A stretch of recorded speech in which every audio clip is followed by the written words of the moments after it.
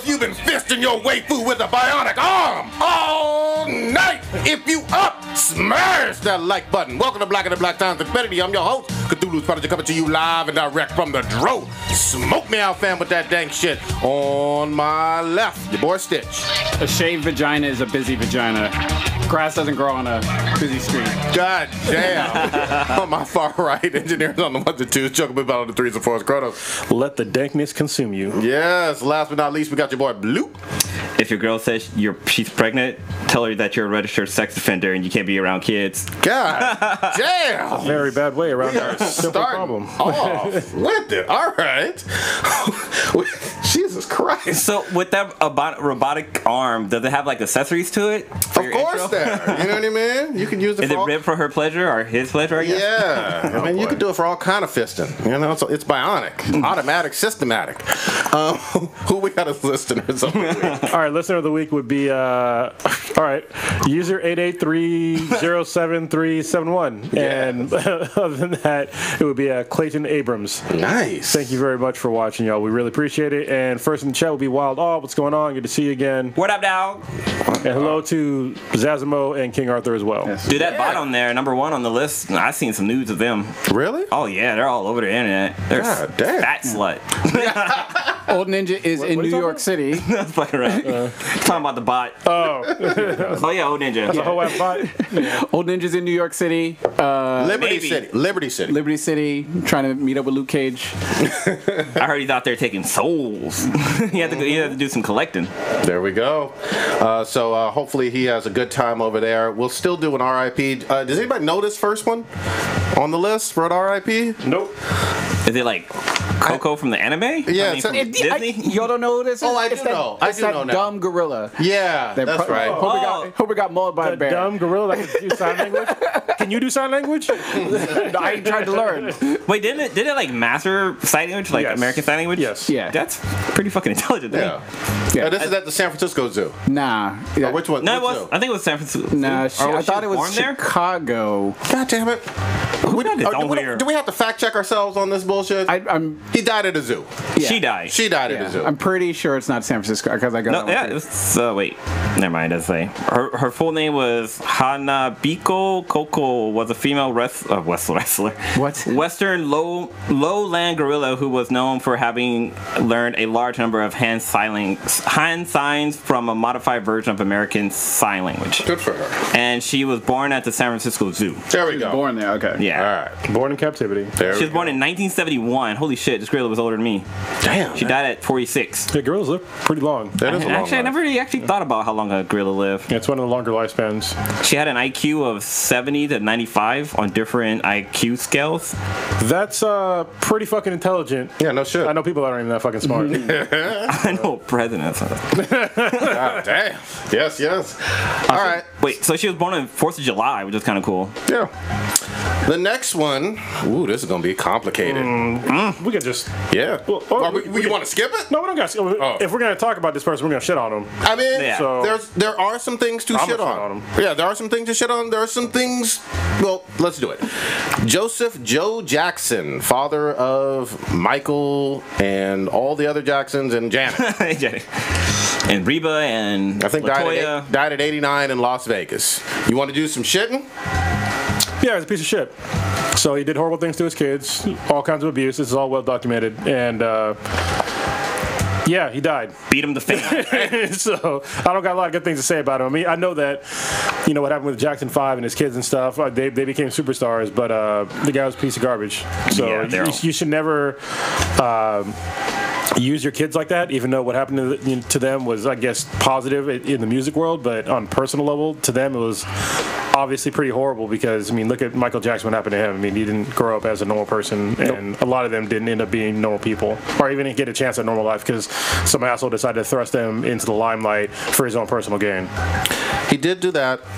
I would never shy away from the stuff that's already been well documented. I will say, though, you get none of the Jacksons being superstars without him. No, that's for sure, but it's like, I don't know.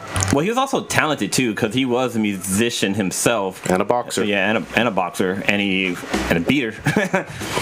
But yeah, like he passed away today, actually, right? I believe so. Yeah. I believe so. So, yeah, I mean, it kind of reminds me, I was saying this in the chat, it kind of reminds me of, like, Ike Turner, who we all know had a history of violence against Tina Turner that was well documented, was an abuser, dirtbag, blah, blah, blah, blah, blah, and at the same time had a huge impact on rock and roll and popular music that, you know, also has to be mentioned too, but definitely an abuser and an evil person for what he did. You know what I mean? Yeah. I mean, yeah. So that's all I got on him. So I would say if you haven't watched it yet, you should watch it was like kind of a mini series or a little documentary about the Jackson 5 you should check out, but you also should check out What Love Got to Do It with, what's her name? Who played Tina Turner? It was Angela Bassett. Yeah, Angela Bassett Still played looks her. good. Yeah. God damn. Yeah, holy shit. Black do not crack. Yeah, but what's his name? Who was Morpheus? Was goddamn Fishburne. Ike? Yeah, Lawrence Fishburne. Oh, that's right. Yes. He played a good Ike. He did play a good Ike. He did. Have you, like, Tina Turner now, like, her body is still, like, fit as fuck. Like, she's hella, like, toned and stuff. Why did I think she died? But no, she's still alive. She takes care of herself both physically and like spiritually, right? Because she's like huge into Buddhism. She kind of led like an American movement to Buddhism. She was famously known to do like these chants before she went on stage after the whole Joe Jackson. That's what helped her like get through. Ike Turner. Yeah, sorry, Ike Turner. Wrong beater. That's what helped her get through physical and mental abuse. From Ike. So. Yeah. So Tina Turner is 78 right now. Good for her. Damn. Still kicking. Damn. All right, let's jump in, guys. Big ass week. We have finally season 2. Oh wait, I got a question for you though. Oh. When you're getting hung, how do you get out of the noose? Yeah, dude, what the hell? Damn it. What did you do there? Did you tighten the neck or?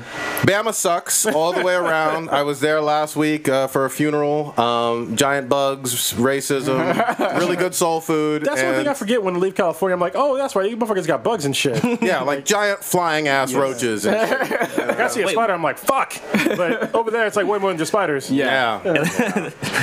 Yeah, it's a shitty fucking place, and they don't know it's shit because that's where they live. They think that they're actually on the top of the hill, and you know this is it's big shit for them. Everything with Bama football and Auburn and all that, but yeah, it's a rough ass fucking place, man. And I've been there multiple times. This is not my only fucking time visiting there, but that's what it was. But your whole reason for going there though was for what? Yeah, funeral for my grandfather. He died, and wanted to be there for my mom. That was it. I was not close to him at all. But it is what it is. Luke Cage, goddammit. Season 2 dropped, Netflix show. We've all seen a bunch of episodes. We'll go through our impressions of maybe the first 3 or 4, give or take, and there will be some spoilers. Yes. What'd you think of this? I enjoyed it. I won't go into the whole details because I did finish it. But the first 3 or 4. Yeah. It starts off awesome. Mob Deep. Shook Ones. I was like, okay, I'm ready for this. I was hyped. It's a really good, interesting story that takes place. Luke is back, and you sort of what's her name? Misty Knight or the Night Claire? Nurse? The night nurse, Claire. Yeah, Claire and everything. Looks good. My Canadian girlfriend. Yeah. It's a real. They go into a lot of their relationship as the season progresses, and then you find out what's going on in Harlem, and I enjoyed it for what it was. There were some things that kind of rose my eyebrow on some stuff. They seemed to drop the N-word a lot as I was watching this season. Was it too much? Did they use the N-word a lot last season? I can't remember, but it seems like they used a lot more in this one, and I can't remember if I even hear Luke say it. Yeah, he called himself one. Okay, yeah, because he mentioned how I'm a nigga in a hoodie walking the street. You might say black man, but I know I've heard him say it a few times. So that part did kind of throw me off, and then hearing it over and over again, sometimes I'm just like, it kind of was a little bit kind of like uncomfortable. Yeah, for it being like a Marvel sort of film. Like I understand, like you're trying to keep a sort of street. Yeah, keep it real. Yeah, to it, but it seemed like it was just a little bit too much at times. Yeah. But overall, I still enjoyed it. All right, Blue, what you got? For me, I'm only on episode 5 right now, but I'm like what Stitch was saying. I'm enjoying it. Like the relationship between with Luke and Claire was interesting, and then like with Pops and all this stuff happening. But the one thing I have an issue with is the fucking Luke Cage app. That shit bugs the fuck out of me. Like, the fact that this fool can walk around the street and, like, everybody tags and say, like, hey, I seen him. So basically, anybody can know where Luke Cage is at any time. And, like, people can do fucking damage. Like maybe hold somebody hostage or do some other kind of crazy shit to get Luke Cage to do stuff. But I do like like Stitch was talking about this in our private chat, but I'm glad that Netflix have subtitles because the Jamaican guys, holy shit, their accents hilarious. Are so fucking thick. Bomba clot. Yeah. I don't even know what the hell that means. Holy shit! But they were dropping all kinds of words, and even the subtitles isn't even correct sometimes for what they're actually saying because they like sort of paraphrase. I was like, oh no, keep it real. I need I need that broken English on my all screen. All of a sudden, it's just like jumbles of words and shit like that. Like, okay, I can understand. That's what he said. It's hilarious. But yeah, so far the first 4 episodes have been pretty fucking good. Yeah. All right, you liking Comanche? Is that his name? Comanche? The Jamaican dude? No, he's in the arsenal for. Comanche is Shade's homeboy. Yeah. Oh yeah. And he's actually a professional football player. Well, he used to be retired and everything. What Thomas is this Jones. football talk about? Oh God. American fool's ball. What is fool's ball? But he acted his ass off. I really like that character. Dude, he's fucking funny. I love him like busting dudes' ass. Like, oh, how's that old pussy feeling? Yeah. Or like that. Or like, I thought you'd be fucking a pile of money right now. Yeah. He says a lot of fucked up shit to Shades, and Shades is fucking take it a lot of times. Yeah, it's good. Let me jump in here with a couple of my issues. At least early on, I've only seen up to like episode 3. The Shades and Mariah stuff gives me the heebie-jeebies. I'm not kink shaming them. They got their thing. I can't look at that. But it's awkwardly weird. Yeah. It's and I know it's supposed to be weird, but just as just on my couch, I feel cringeworthy. Creepy. Yeah. Like I feel like he's like a gold digger, basically, or like. Well, yeah, and I mean maybe that's the feeling I'm supposed to have, or we're supposed to have, but it's off-putting. I will say that. Number 2, and this is and is not their fault. I have a problem with.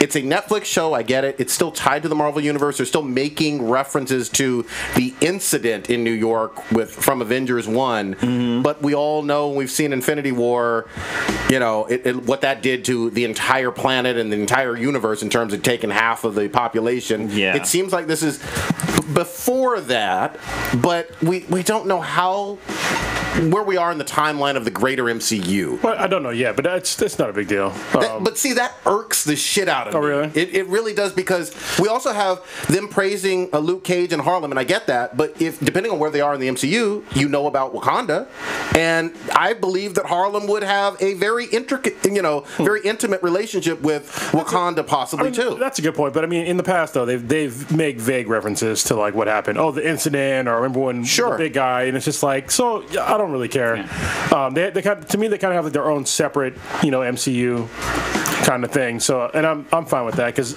it's hard to have street level heroes involved in universe shit. You know what I mean? Especially given the heroes that are in like basically the Defenders, right? Well, if you kind of jump in real quick. If you think about like the timeline, if you go back to Spider-Man: Homecoming, like the incident happened 8 years ago in the Spider-Man timeline.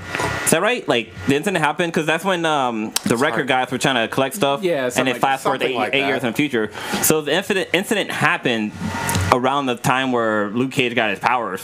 It's still kind of in that first 8-year realm, I would say. Okay. Well, everything seems to have like been linear in terms of like how they progress. They talk about this, that, the green guy, et cetera, et cetera. Yeah. But this massive universe-altering event did happen where half the population is gone. But it seems like that is.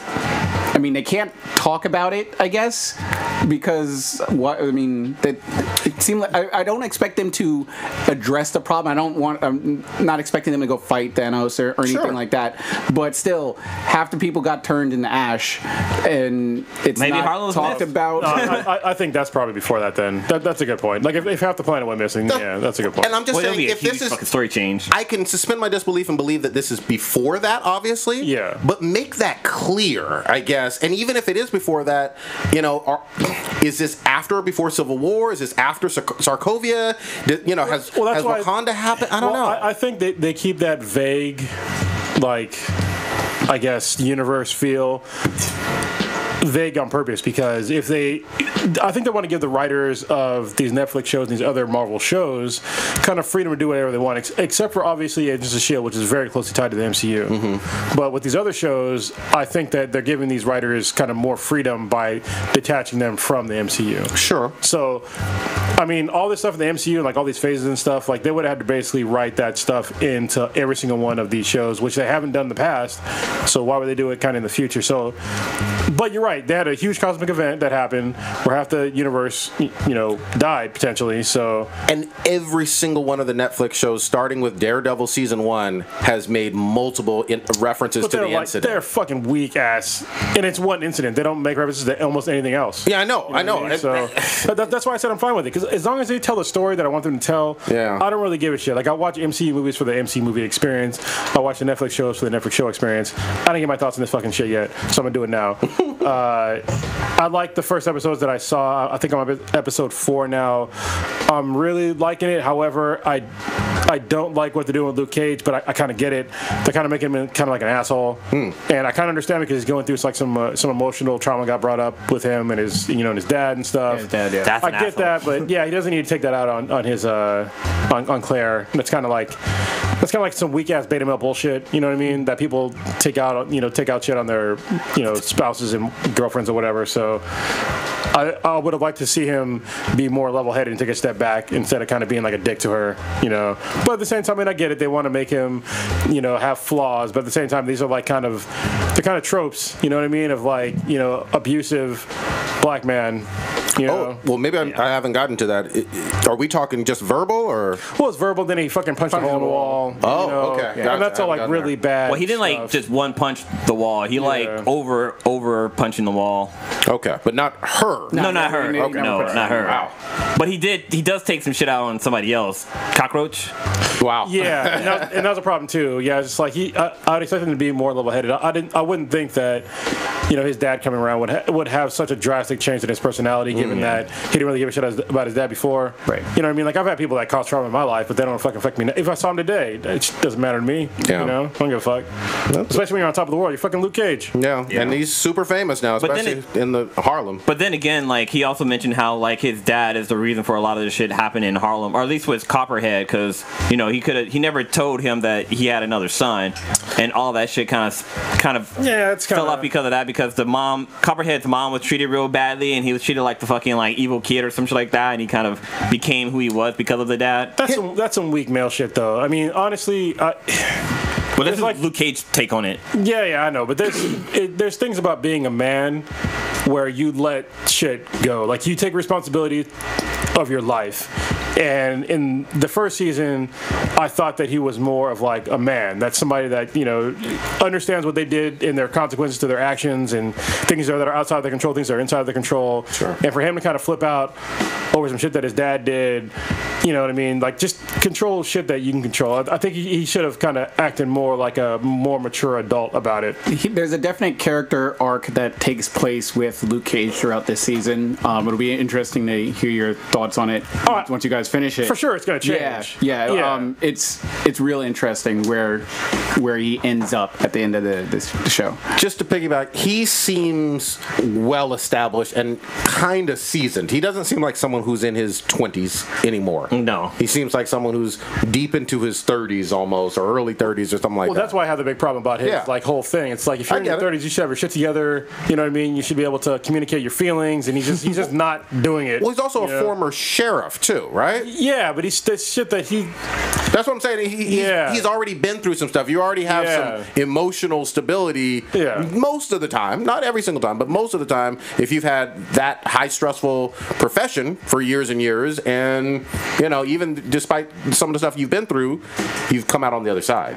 And I don't get why people keep trying to shoot him. Like, I don't fucking get this. Everyone knows who he is. He's bulletproof. All right, let's fire some more shots at him. Like, I every fight scene, I would just roll my eyes. I was like, What the fuck are they? They know who he is. They know he's bulletproof. Let's get more guns. I like how nobody tries to choke him. Exactly. Get creative with it. I would just try to choke him. Try to drown him. Do something. And with a fucking car or some shit. Yeah, they do try some early in the second episode or something. They try to like blow him up or hit him with a Judas bullet. Yeah, but I mean, the Judas bullet somewhat did. It hurt him. It knocked him onto his knees, but he was still fine. yeah. It's kind of crazy. But the whole entire thing is just like, all right, they just start shooting, and I'm like, here we go again. Like the fight scenes get kind of lame because it's like, all right, he turns his back, his shirt gets fucked up, and he just sort of punch. Yeah, whatever. But the same thing with Superman. Like people are always constantly shooting at him. It's like, dude, how do you not know? Yeah, you can shoot him in the eye and the bullet will still bounce off. Yeah, there it is. It's ridiculous. But he did. Wait, so back in, was it season 1 or was it Jessica Jones where, not Jessica, but I think Claire, somebody shoots him in the head with a shotgun. That was season 1. Was it but Luke Cage or was the concussion force can fuck him up and everything, but not like the actual bullet going in him and shit like that. Yeah. Because he gets knocked on his ass a couple times. They pull out some kind of heavy artillery stuff and they fire at him up close and he kind of gets like that crazy fucking shotgun. Yeah, that's a great idea. Oh, it's like it had like fucking 6 rounds. Yeah, I was like, what the fuck is that thing? Yeah. And then shot him through it. I know it was right away. I was like, loaded all with slugs, and I will knock his ass. Yeah. So that was actual real gun that they used? Well, you can make a gun like that, yeah. Oh, okay. Like, I knew by the diameter of the barrels, like that they were all shotguns. Oh, that's crazy. But my one question is, can this nigga catch bullets with his teeth? I mean, he doesn't have to. I mean, they would bounce off his lips or teeth, right? Actually, that would be bad. No. So there's a slight problem with the show that they had, like in last season when Claire went through his eye, showing that his eyes are. Oh yeah. Oh yeah, right. yeah. I do remember so that. I think his soft tissues are not bulletproof. It's just his skin. Yeah, just his skin. Right. But which is weird because I don't know if he got shot in the mouth. I guess he would probably still die, right? So I guess he would. Yeah. There you go. That's Thugs. Thugs in Harlem. Aim for the eyes, the mouth, and maybe the ears. Yeah. there you go. Shoot him in the mouth when he's talking. Don't aim for center mass. Yeah. Or just choke him. Learn some jiu-jitsu. We're gonna definitely come back to it as probably next week we'll do like a full. Yeah. I think everybody's gonna be done and give people a chance to marinate on it. Yeah, because it just dropped Friday. Yeah. Yes. Yeah. 22nd. God damn. And it's hard because I can basically only watch like one a day. Yeah. So it's rough. But you're already done with it. You're 5. I mean, how many episodes is it? 13. I think 13. Okay. Yeah. Let's switch it. The other day that was like Westworld wrapped up. I need to marathon that because I heard some crazy stuff goes down. Yeah. Crazy stuff. I know that Kim didn't like the season, but I don't think she was fucking paying attention to the whole thing. So you just on the phone, No, so you can't do that with the show. Can't do it. But yeah, so she missed, especially this season, because they jump back and forth. How do I spoil it? Yeah, but they jump back and forth between timelines. But my understanding of what the timelines were was not accurate. Well, that's what they did with the season. I was like, holy shit. That's what they did with season 1. Season 1 was jumping back and forth between timelines, but it just seemed like it was the same fucking timeline until you got to the end and you're like, okay, so this one's dude is this. This one is more extreme than that. Like, oh shit, really? When you think they're jumping back and forth, it's just like it's not the same. Okay. Damn. And then some fucked up shit happens. So yeah, it's really good. I'm still liking it. And I think there's some surprises on who is potentially a host. Who you don't think is a host. I knew the fuck who was the host. So it's funny, I saw a meme or like a GIF that said it started off with, it says Westworld and then Samurai World and then Utopia World and then it says Real World. Like MTV Real World. Okay. Fucking funny. Y'all saw Incredibles 2, correct? Why don't y'all break down some of your impressions? But don't spoil it for me, please. You haven't seen it? I thought you did see it. No, I didn't see it. Oh, Am I the only one that saw it? You're the only one then. Yeah, I guess. Okay, so I'll just give a quick rating for it. This movie is a fucking 9.5. God damn. It's so much better than the last one. The last one came out 14 years ago. Yeah, last one came out 14 years ago, and you can tell like if you watch the first one and then watch the second one, the animation style is completely different. I mean, it's not completely different, but it's better. Okay. And you can tell like probably everything's sharper, it's a lot sharper. So. Yeah. The colors are more vivid, and everything's kind of cool. I don't want to spoil anything, but it looks like it takes place right after the first one too. So yeah, kind of. But Elastigirl, she is super thick as fucking. She's always been thick. But no, like this now it's like, damn, like she's super fucking thick. Like she had on a little bit more thickness on her, and then like I'm sitting there watching the movie thinking like, I can't believe I want to fuck a cartoon character again. You know what's funny? You know what probably happened? There's an animator who's like looking up black audience. So this is what it's like, and he finds the meter and just turns it all the way so thick with 2 C's. Slides the extra level. thick. But yeah, so this story, the first one was about like the dad kind of becoming back into being a superhero, and this one's about Elastigirl. It's all in the trailer, so I'm not spoiling anything. But it's just her kind of doing stuff and trying to make heroes popular again and try to get them back into the spotlight again. Good shit. But then like all this shit fucking happens. But it's kind of cool, the relationship between the dad and his kids, because he's a stay-at-home dad and he's got to like raise a kid while the mom goes out and do stuff, and just their relationship with that, and then like him discovering that Jack has powers is fucking hilarious. Like it's so fucking funny. It's a really good movie. If you haven't seen it yet, you should definitely go watch it. Like it's so good. I almost wanted to go. I was gonna go see it again by myself without the sweetness, but yeah, it's really good. I heard some bullshit ass controversy, and this isn't spoiling anything because it seems like this is a play on the first one as well, with Frozo's wife and why couldn't she be seen. I was like, that was a funny joke in the first one. Yeah, she's in this one too. They were like, I did read that they were gonna have her in it. Like she's a superhero too, but they decided not to do that and just have her be a off-camera joke. Voice. Yeah, and it was pretty much the same joke as last time of him trying to find a super suit, and she's like, "Where are you going right about now?" Yeah, but her name is Honey. Okay, she actually has a name. Her name is Honey. But that's an iconic joke. That was one of the most memorable things from the first one that everybody still talks about to this day. Where's my super suit? It was so fucking funny. But it would be funny if she turned out to be white. People would lose their fucking shit. That would be funny. People would fucking blow shit up. But in this episode or in this movie, they actually introduced more heroes, like a new generation of heroes. It's kind of cool. Good shit. But one thing, so a lot of the Pixar movies, they start off with like a mini movie. Yeah. And they had this one about like an Asian family with the dumpling, right? Yeah, with the dumpling.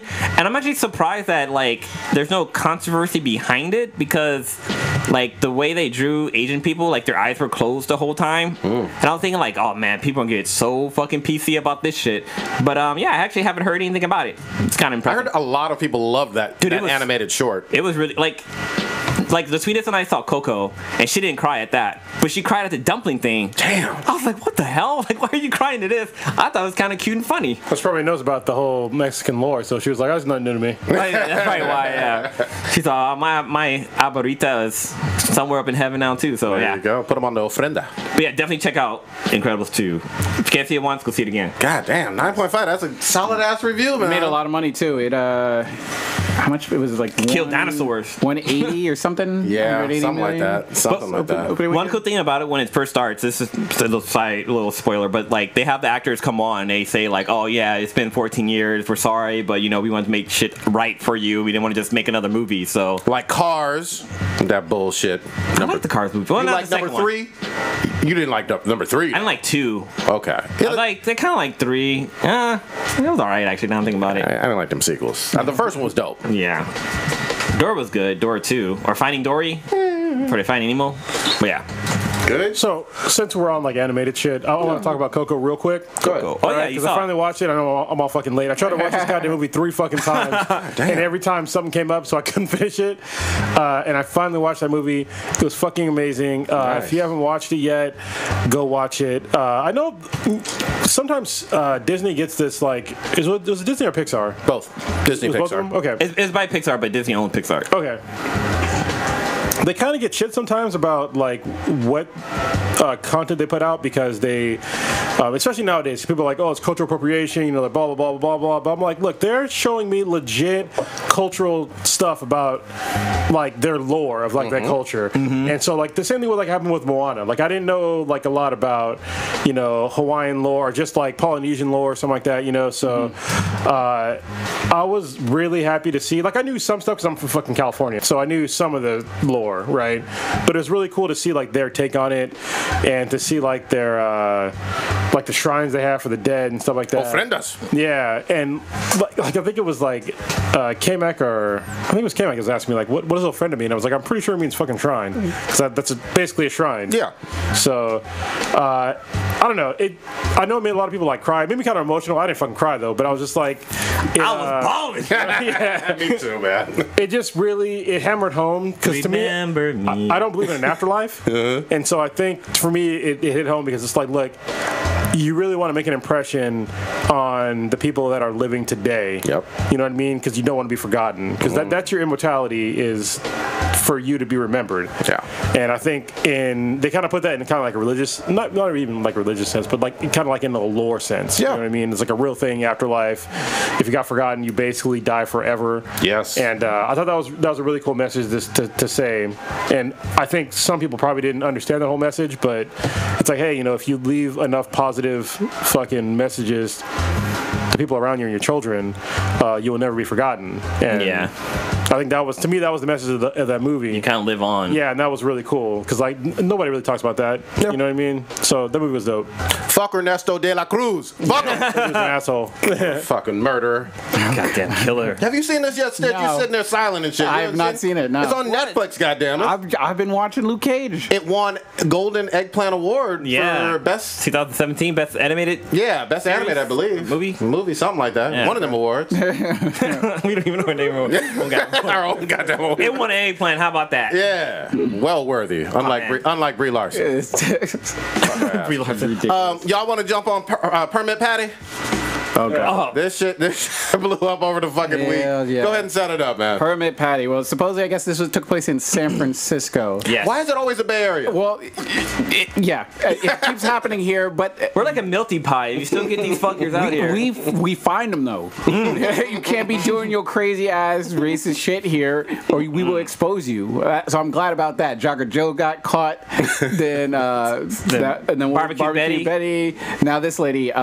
Supposedly there was a girl that was, I guess, selling water. 8-year-old girl. 8-year-old girl Black girl. selling black girl selling bottled water On a hot day. On a hot day, just on the streets of San Francisco or whatever.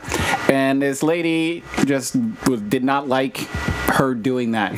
and breathing and being alive. Yeah. yeah. Trying to come up. And thought it was a valid reason to call the local police department and get this 8-year-old off the street and everything. Take away police officers from doing proactive law enforcement shit, like keeping your car from getting broken into and shit. Which is very common in the city. Yeah. Go get this chick selling water, make her stop. So the mom, I guess, put the camera in this lady's face, and I love how she tried to hide. Yeah. You know you were doing some fucked up shit when you trying to hide and everything, and then tried to catch an attitude like, oh, she needs a permit, blah blah blah blah blah. And they had that sort of smirk face, whatever, bitch face on. I don't know why people decide to like. Look, unless somebody is like getting physically injured, or maybe like being like verbally berated or something like that. Other than that, like I'm not gonna step in to do shit.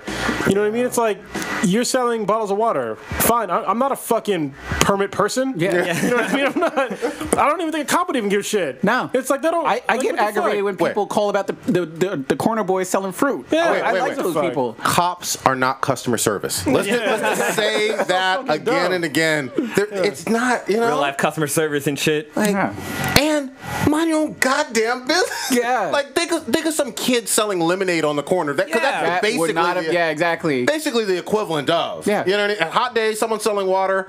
Keep on walking if you don't want water. You don't want water, then don't buy it.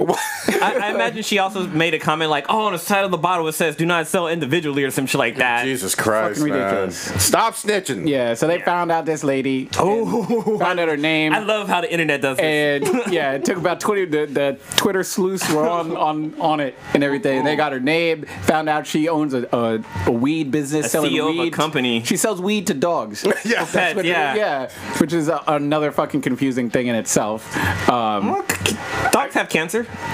They get cancer and arthritis and shit. Know if is that a real thing? You're supposed to. There's a whole lot of regulations on what goes into dog food. Did Caesar Milan approve dogs being able to have weed? I don't know. This dog's too high to fetch. But they exposed her. Then she tried to get on TV crying and everything. Crocodile fucking tears. I was like, nah, catch this L. Go on the ground. And she removed herself from the CEO of the company. Yeah, it's like, was that today? I saw that, but pretty much that's just like a PR move. Yeah. I mean, if it's your company, then how are you firing yourself? Well, fucking look at She's just waiting for the heat to die down, then she'd be like, "Oh, I'm CEO again." Well, no, she's getting that golden parachute. What are you talking about? That's what she's doing. Yeah. Well, it's like, oh, I'm sorry, this is something bad. Thank you for the millions. Yeah. I was gonna say the same thing happened to Ozzy Osbourne. Not Ozzy Osbourne. Fucking the dude from Spider-Man. He got kicked out of his goddamn company. Harry Osborn. No, the dad. Oh, Norman Osborn. Yeah. The dude with the cornrows. Yeah, the white dude with cornrows. Yes. All of them do. The white dude in comics that has the best cornrows. I like how nobody questioned that either. Just like white dudes got cornrows. I thought it was like waves, though. Wasn't it like waves? Oh, waves. But it's like I've never seen a white dude with waves before. Yeah. Like what the fuck? And he had that stocking cap and them sporting waves and the gel. But real quick, there was some good news out of this whole thing, though, too. Some philanthropist or a good Samaritan did help pay. The little girl was trying to fund a trip to Disneyland. Someone helped pay for the little 8-year-old girl to go to Disneyland. I don't know if she's gone already or not, but someone helped fund that. I love how there's always like a positive twist to certain with these stories, like with Jogger Joe, where you threw all the guy's shit in the water. Like people raise money to help this guy like buy stuff or put him up in a home or something like that. And then like the barbecue Becky, they had like a giant fucking party in Oakland after that. So that's fucking crazy. But I like how there's always a positive spin to these stories. Yeah. But since we were talking about Permit Patty. That's actually a tongue twister. Peppermint Patty. You guys heard about Burrito Bob? Yes, I did. That was like today. Yeah, it just happened today. Bob? So there was a guy on Bart, and there was another dude eating. He was eating his burrito, and this guy's like, "Hey, like, why can't you wait until you're off of Bart's? Because you know how on Bart's there's a sign that says no eating and drinking on Bart's. That everybody ignores. Everybody fucking ignores. It's a suggestion. Yeah. And so this guy is like eating his burrito, so he like other guy gets mad. He's like, "Oh, I'm gonna tell on you or whatever." Jesus. So he gets on the intercom that goes up to the driver, and he's like, "Hey, there's a guy dining in the cart," and you can hear in the train driver's voice, he's like, "Wait, what? Something's happening." Like it almost sounds like the guy said somebody's dying in the cart. He's like, "No, someone's dying. They're eating in the cart, or he's eating a burrito or whatever." And it's just so fucking stupid that this guy did this. But I like how other people on the train were like, "Man, enjoy your burrito." Laughing, they were like laughing at him. They showed one guy, he's like on his phone. I'm like, that dude's fucking twittering out. Like this fucking dude is complaining about somebody eating a goddamn burrito. But that happened today. That is every day during every hour of Bart. Yeah. All lines. People eat. I mean, honestly, I don't get, unless somebody's like throwing food for it. Even then, I don't give a shit. This is my fucking train. Yeah. I don't give a shit. Unless you're throwing it at me. Yeah. I don't give a fuck. Just don't fucking bother me. Yeah. You know what I mean? Like, why? You're on Bart every fucking day.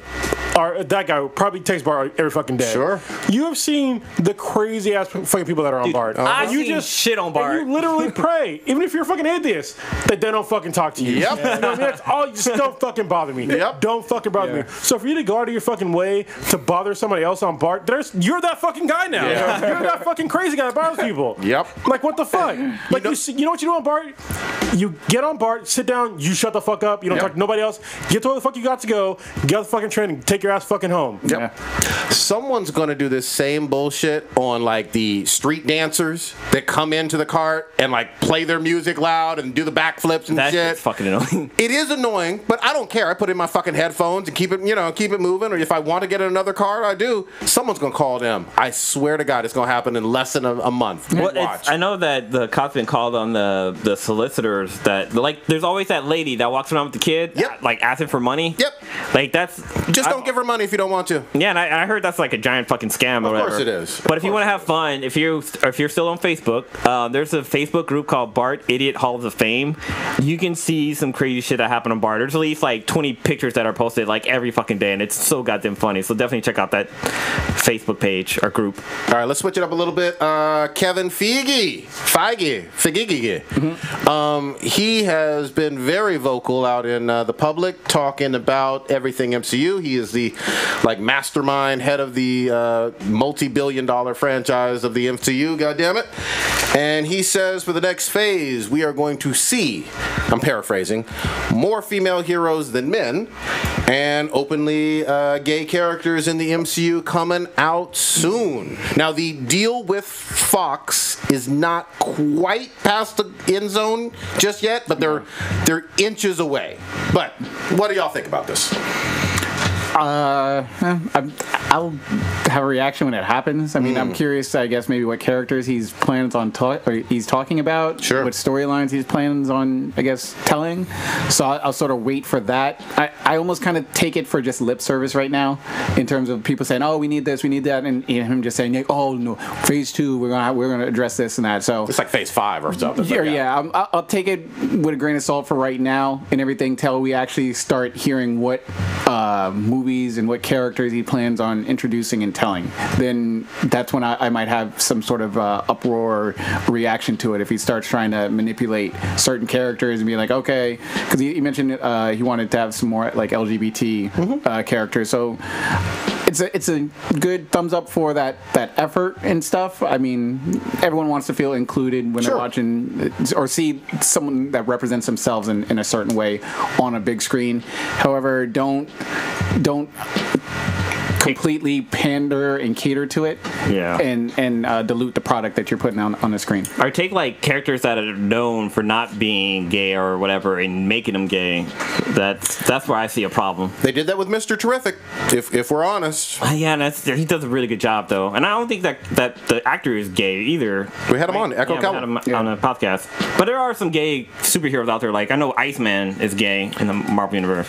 Certainly is. Carlos, get in here. So we're talking about the female thing and gay, according to Kevin Feige. Yeah, congratulations. You're reading from the playbook that tanked Marvel Comics. So yeah, you can do it if you want, but you're gonna watch your fucking profits from MCU films drastically drop, because if you're going out there with I guess, like a theme other than make great movies, you fucked up. If your theme is, hey, I need to have more gay people and fucking women in this movie, no. Like, just make good movies. Wait, I don't give a shit who's in it. You said we need... Yeah, sorry, never go continue. Okay. Yeah, I mean, he's already fucking out. He's buying into the Kool-Aid for people that aren't a big part of the audience, first of all, and what literally fucked up Marvel Comics is that they try to pander to people that didn't actually read the comics. A lot of books got canceled. Yeah, a lot of books, and most of them, guess what? They were chicks. So yeah, I'm going to piggyback on that and say the changes to the core of it. There was no time in the history of Marvel Comics where the Avengers were more popular than in the MCU years right now that we're basically still in. They changed all the core, every single one of the core Avengers, who again are the most popular team and heroes in the world. They changed them, every single one. And what happened? Not a whole lot of that worked. Yeah, it didn't work to such the extent that almost all of them are coming back now because they didn't work. Yep. Like literally, the Thor that was Jane Foster, dead now. Literally fucking dead. Yep. Cho?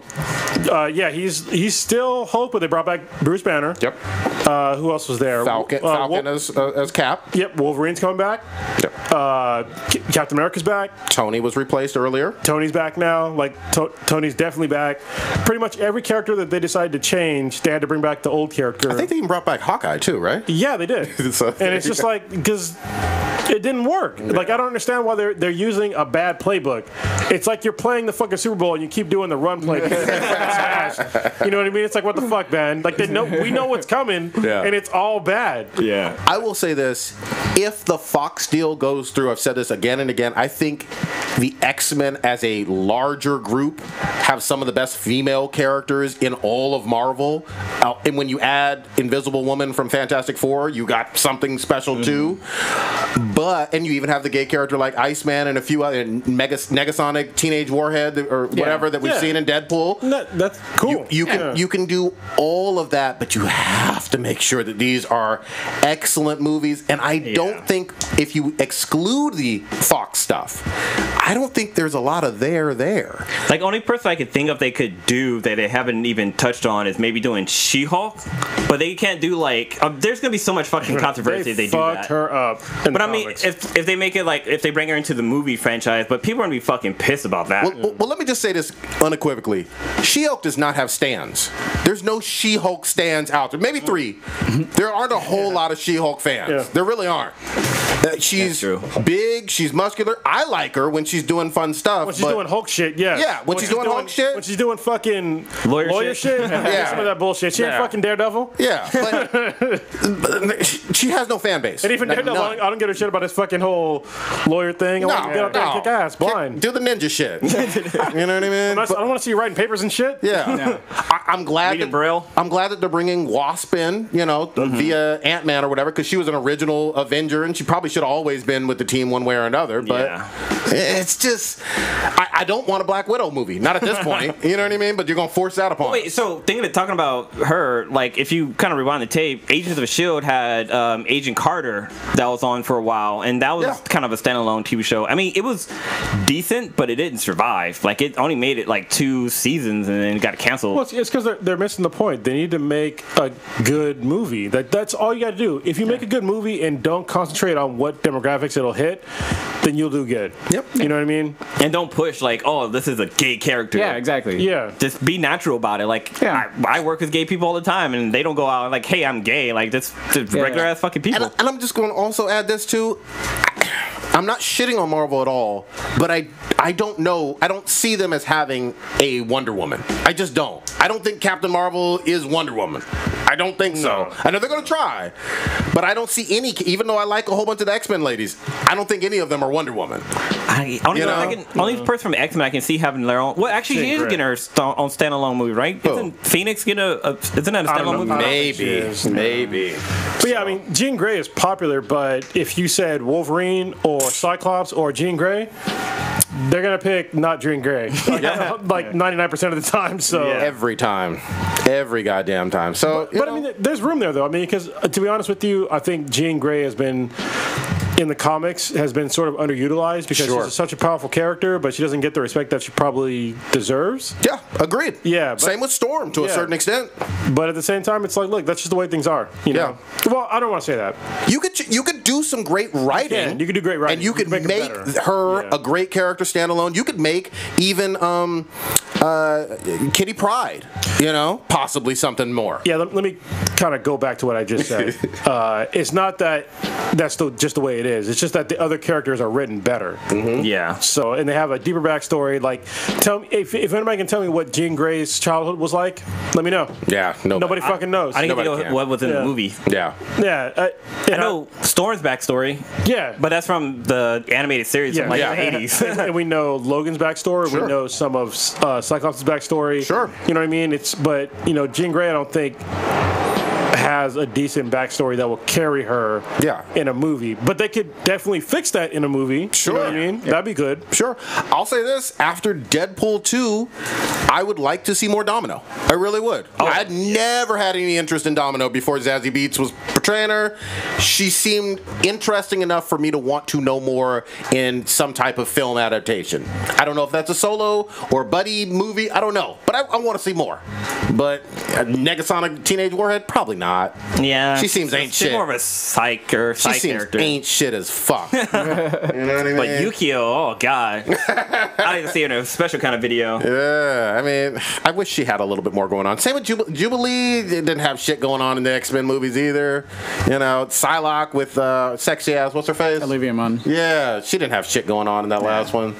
Dude, Olivia Munn's been fucking hot on Instagram. If you follow her, god damn. She's been hot basically forever. But she's like since G4. Like she somehow upped her fucking hotness. She's been hot before G4. Well, it's G4, but what was that? She used to be like one of the hosts of a drifting show. Oh yeah, like one of the commentators. Okay. Yeah, most people just remember her from Attack of the Show, but she was before Attack of the Show. Okay. I remember and there's a GIF of her with like 1,000 hot dogs in her fucking mouth. Oh yeah, my yeah. That's an episode. Unzip dick. The one with the pie. Yeah. Which comes from the pie. You ever French maid outfit? Yeah. You ever see the her nipple slip on the show? No. Yeah, dude, she had a total nipple slip on the show. There's a scene where it like zooms in on her, so she's about to do like some kind of like top 12 news thingy, and she adjusts her boob boobs and you can see her nipple. Nice. Like you can Google Olivia Munn nipple slip and you can fucking see it. We are some pervy old men, but I don't give a fuck. That sounds great. Like when it I remember that when that happened, I was like, wait a minute. I fucking rewound the tape. That was a nipple. Rewind the tape. That was a nipple. Like goddamn. See if Crohn's can find it. He's looking now. All right, while he's trying to find that shit, let's switch it up. Ooh, this is gonna be a good topic. So, your boy. Well, he's not your boy.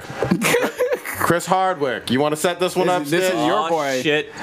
So Chris Hardwick has been not named by an. Oh, That's not it? No, is that it? It's the one above it, right above it. It's That's a still. I thought you said a video. No. There is a video, but it's the image that's right above hers is from G4, and that's the one where she's adjusting her boobs and her nipple slip. This one? Yeah. It's so fucking hot. Oh, here's a GIF. Oh. I don't see anything. Yeah. You see, it's quick, so, but it was a nipple slip. Yeah, we go. right. Look.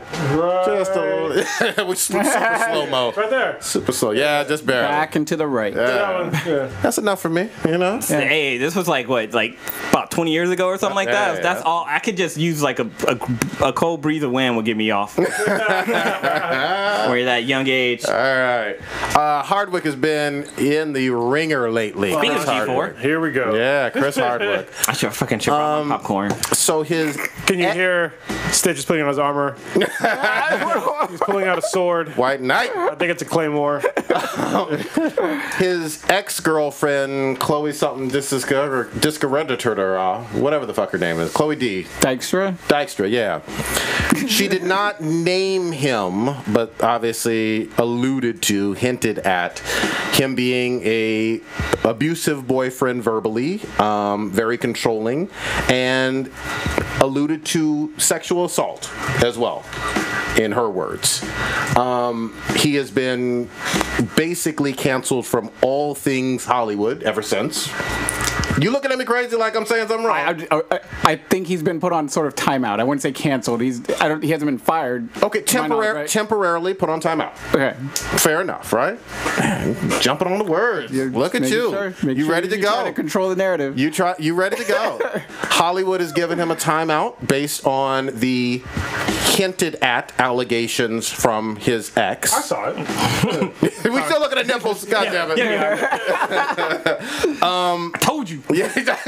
I've seen the titty from far away. There you go. Sorry. This has been a huge kind of back and forth controversy, both internally in our group chat and in the interwebs, about the believability of this ex-girlfriend and whether this constitutes criminal abuse, and whether the timeout from every aspect of Hollywood, including AMC, including Comic-Con, including Nerdist, etc., is warranted for this man who is a mogul and giant in the nerd world. Did I accurately sum that up? That sounds pretty good. All right, that was all fair. right. I did make sure you stayed curved back in the lane. You were trying This to motherfucker. try to go off. You can already tell who's on what side on this. Okay. Go ahead, Stitch. First of all, I am not on any side because I don't know what happened. None of us know what actually happened. Okay. I just think it's There's two people fair. that do know. Yeah. I just think it's fair that it gets looked into and everything. I'm not pointing fingers calling her a liar, and I'm not pointing fingers saying, yeah, he did that. Because it's something that I think needs to be looked in and investigated. Now, we have all had this discussion on false allegations and everything. Yes, we have. Now, and I've said time and time again, there's a difference between someone making a false allegation and then something being sort of undetermined, if anything sort of happened. Sure. They're two completely different things. Yep. She made these sort of hinted claims that it was him, etc., by not actually naming him, and how maybe she did it was kind of a little bit sketchy. I probably don't agree with how it was put out there, just thrown out there with any context and just put into a 140 character thing for all the world to see. Now, I think it was an article. Okay, well, but she sort of linked the article from her little Twitter thing and everything. I don't have a problem with Nerdist sort of saying, hold up, we're going to check to see what's going on with this situation. We'll put you on administrative leave or whatever, however they want to handle it internally as their own business and company. I don't have a problem with that. If it's found out to be untrue or can't be proven, then I'm sure he'll come back and he'll be on the show. But I think it's a disservice to just automatically dismiss it based on us not liking how it was put out there. And I think it's a disservice to put somebody on administrative leave with any validity. I mean, honestly, to basically fire somebody for what one person said without any kind of due process whatsoever. He's not fired. He's on timeout. Okay, well, still, removing somebody from their role because of what somebody said without any kind of court system in place or... I don't know. Usually you don't fire somebody for an investigation. But he's not fired. He is. He's not there anymore. He's on They removed his fucking name from the site.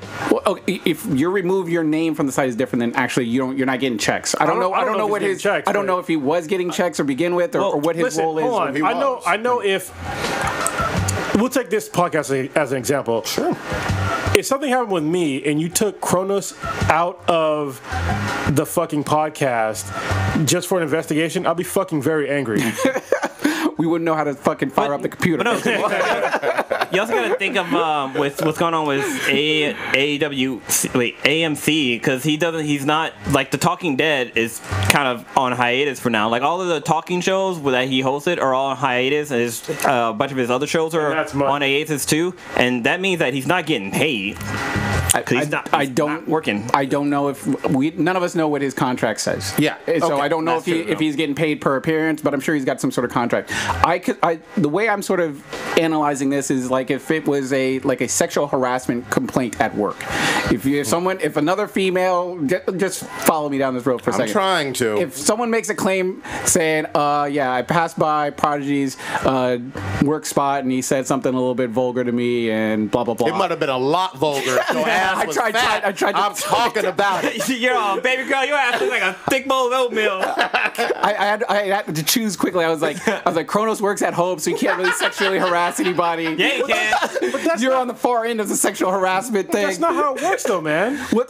Your HR looks into it. They look into it, but they don't fucking take you off the roster first, especially when the chick isn't even fucking working there. That doesn't make any goddamn sense. That doesn't make any sense. You're struggling here. Let me break. Prodigy gonna keep it real with you, Chief. This is an ex-girlfriend. There are 4. Okay. Hold on, mofo. Go down this road. 3 exes and one his current wife that are disputing from a character standpoint that he was ever. Hold on, before you start shaking your head, ever abusive or controlling to them. Okay. I got their names. We don't have to go down that list. He did release text message. Now, I know some people thought that was complete bogus and all this other stuff. The text messages that were released, which is all we know in terms of communication between these two people 3 or 4 years ago, indicated that he thought that she cheated on him.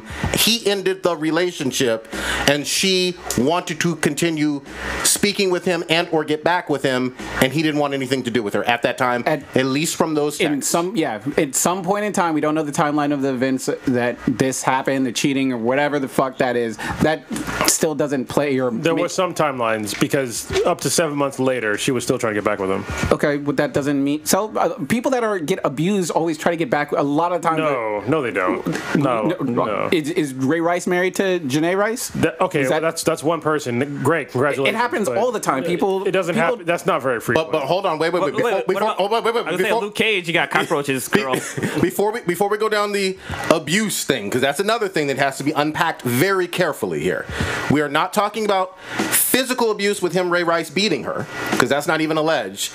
We're talking about boyfriend, girlfriend, potential controlling behavior of you can't go to so-and-so's place or be associated with such and such mutual friend, maybe because she sucked his dick, but who knows? I was going to say. Who fucking knows? I probably would want my hoish girlfriend did not do that too, but that's okay. What the fuck? That was something that she alleged. She also, again, hinted at not wanting to engage in sex, not verbalizing that she didn't want to engage in sex, and the two people having sex. So, just to unpack that further, in that specific scenario that she described, that is not sexual abuse. I need to be real clear on that. It's very similar to the Aziz Ansari case. For those of you who remember, it was a bad date that Aziz Ansari had, but there was a mutual exchanging of fucking oral, licking of pussies, licking of asses, sucking of dicks, and then afterwards she was like, well, I didn't want to. That ain't sexual assault. We need to be real clear on that. Well, even still, in America, this is why I have a problem when somebody says our employer is looking into it. First of all, if you are accused in a court of law of something, you are not, it's innocent until proven guilty. And these fucking employers nowadays, they automatically assume if you're a man and you're accused of something, they automatically hit you with the fucking penalty first and then investigate. That is not the way it fucking works in America. It's not. Shouldn't. Like, if you want to investigate, and if the guy is proven to do something wrong, then you fucking remove him from whatever the fuck. Here's my thing, though. What truly is AMC and Nerdist investigating? That he was a bad... How do you prove or disprove that so-and-so was a bad boyfriend, maybe raised his voice to her, maybe they got into some arguments back in the day? I don't know. How do you prove that from 4 years ago when this is a married man now? I don't understand. Yeah, I don't get it either. That's why I have a problem with this whole fucking thing. I don't know. Nerdist or AMC should just call him in, say, hey, can you tell us your side of what's being claimed? But then obviously he says no, you know what I mean? But they still, had to cut ties with him. But that's the problem. It's like, look, man, if I said you sexually assaulted me and then where you work they fired you, or they put me on leave. That's what normally happens. No, it's not what normally happens. If somebody makes a claim against, let's say, an officer, he's on the outside though. That's what, like but if he goes to my job and says, yeah, blah blah blah, assaulted me or did something, work's gonna call me in. They're gonna put me on administrative leave while they investigate whatever it is that's being claimed against. That's how internal investigations work. No. So I'm sorry. I'm not gonna say what you do for a living, but I'll say for anybody else that works for a normal job. We implied it already. That is not how it fucking works. At fucking all. You take it to court, and the way you have due process, where everything comes out, where facts come out, right? If somebody accused you of something, it is innocent until proven guilty. But wait, just to add, just real quick. Again, he was not named. We have to keep stressing that fact. So she did the chicken. I'm gonna call her out. She did the chicken shit, skirting around bullshit of hinting that this was him. She didn't. I don't want any bravery fucking points for someone who did not have the cojones, the testicular fucking fortitude. I'll call it out on that, to say this man did such and such. She didn't do that. And all the internet is giving her credit like she did do that when she did not. I'm not cheerleading, saying good for her for doing that. I'm not, like I said, I'm not choosing sides. I would like to know what actually happened. I think if it were me, if I were Hardwick, I would come out and do I would have someone do an interview, and I would be like, hey, these are the things that are being I'm being accused of. This did not happen. I had a relationship with blah blah blah. Sure. And just like any normal relationship, we've had our good times and our bad times, and maybe things didn't end the way it should have been, but in no way did I sexually assault her. And if there was some sort of emotional abuse that she felt, I'm sorry for how she perceived things, and that's that. I think that would not be that. Wait, come on now. It would be handled much better in the public eye if he got in front of a camera and answered the allegations with whatever he said. No. In a tweet through, or no, he said it like somebody interviewed him and he said no, that didn't happen. But wait, one thing we gotta take camera, you don't need to be on camera. Why does the fucking camera? That doesn't matter. I think it helps for public. Did she go on camera and fucking do allegations? Why does the fucking camera? Am I on? She's not. If it was my millions at risk, I'm going on camera and I'm fucking doing whatever dance. So you're already admitting there's different levels of. So for her, it's okay not to go on camera, but for him, he has to go on camera and say. I didn't say who's right, who was wrong, but if my millions millions are on the line, It doesn't matter. It does. It doesn't should matter if you're gonna. Who's got more to lose in this situation? I'm not giving somebody the time of fucking day if I knew it was wrong, but like I didn't do that. I don't need to fucking go on camera. I just be like, no, I didn't do that. So wait, we gotta get in there, Blue. You want to for a while. We also got to look at this. This is fucking Hollywood. Like, if you work for a company, you're pretty much a spokesperson for that company. And so if you do anything wrong, they're going to fucking give you the boot. Like, look what happened, I guess, with Tiger Woods when he had sex with some chick.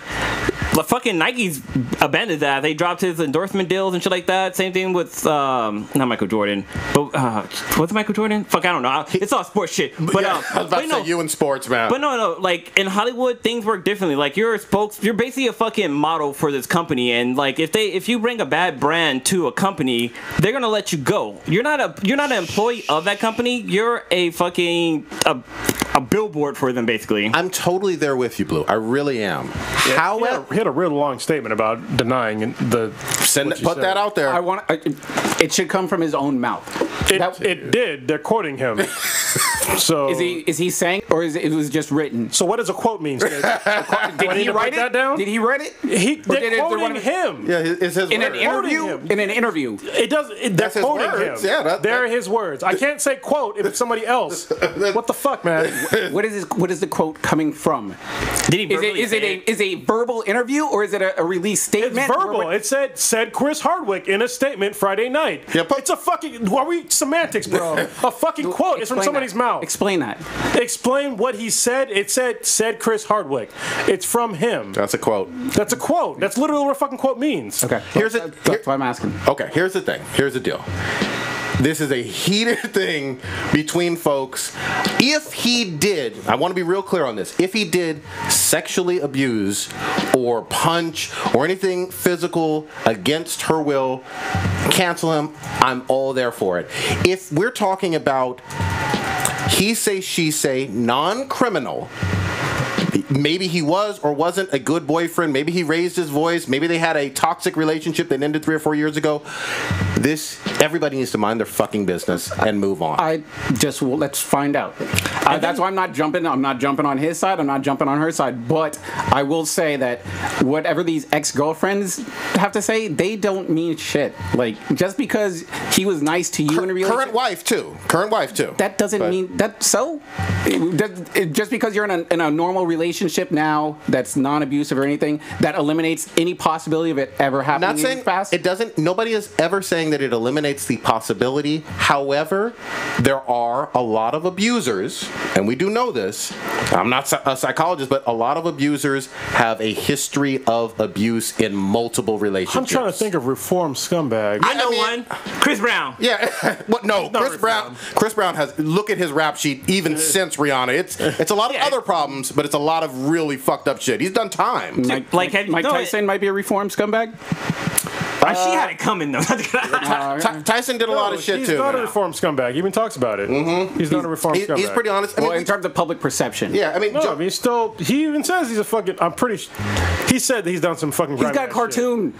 That's true. He's got a goddamn cartoon. He's animated. Great. He's also a man that admitted to raping women. Yeah, which is awful. How many times do we? Just because he has a cartoon doesn't mean he's not a scumbag. Yeah, this is true. And it's a great fucking cartoon. Let me just say that one more time. He's not toxic as a normal rapist would. Like he's not like Kevin Spacey toxic. He's on medication. He does things to make sure that he doesn't rape women again. He talks about that. Yeah. All I'm saying is they're usually, not 100% of the time, but I think it's very reasonable to say most of the people who are abusive, you'd see, hey, he abused this woman, he abused his current wife. You know what I mean? I take it case by case. Like each person is individual. So 1 case to 5 or 4. So that's pretty good odds. Yeah. Case by case basis, right? Right now, I'm a good 95% with the current evidence that I've quote unquote read, whether you want to call it evidence or not, I don't give a fuck. This chick sounds like a jaded ex trying to get back at him so far. That's my current stance. If I'm proven wrong, I'll get on here and admit it, and I'll do a whole bunch of apologies and eat some crow. I think she's fucking lying. I've said it on wax, goddammit. Okay. I think she's a lying bitch. It could be that. It could be both.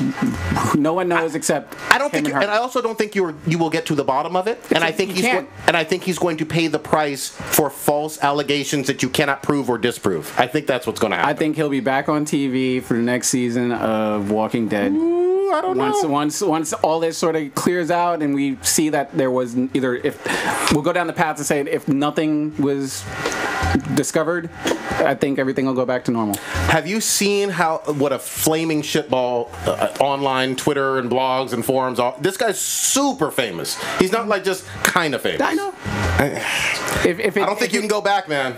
I think your name is forever tied to this, like it or not, which is sad if he didn't do it. If it's unfounded, then even if it's determined that it's like false, his name is still kind of tarnished. Like it's gonna be, people are gonna still look at him like, okay, yeah, you got away with it, but it's just because you have money. I'm not gonna think that. Who's gonna think he got away with it? Everybody, almost everybody, especially the hashtag Me Too. Though those people are at a different level. But just think about what was there's a bunch of football players that got falsely accused of raping women, and they're not in the NFL. Look, I'll bring something close to home. There are plenty of people who still think negative things about Kobe. Still people who think about Ben Roethlisberger. I mean, it will forever be tied to his name. Okay, yeah. I'm just saying. If he did it, then good. In terms of all this happening to him, if he didn't do exactly what she's quote unquote hinting at, and she's not brave because she didn't name him, then fuck everything about this chick. I just don't think there's a realistic way for us to actually determine if it did happen or if it didn't happen. Sure there is. Court of law. That's why you go there. There we go. Go to jury your peers. So easy way to do it. Get them pitchforks online. Twitter going wild. What were you gonna say, Blue? Well, no. Somebody in the chat room is saying that this is off topic, but what do you guys think about Terry Crews coming out and talking about this experience with sexual assault? You gonna leave? Kronos is like, I gotta step out for this. I'll be right back. Yeah. So we've talked about Terry Crews and his He Too movement. No. Yeah, I mean He Too. Yeah, He Too movements where he got groped by a gay producer of some sort. I can't remember the name of the guy. Touched his fucking dick and shit in front of his wife.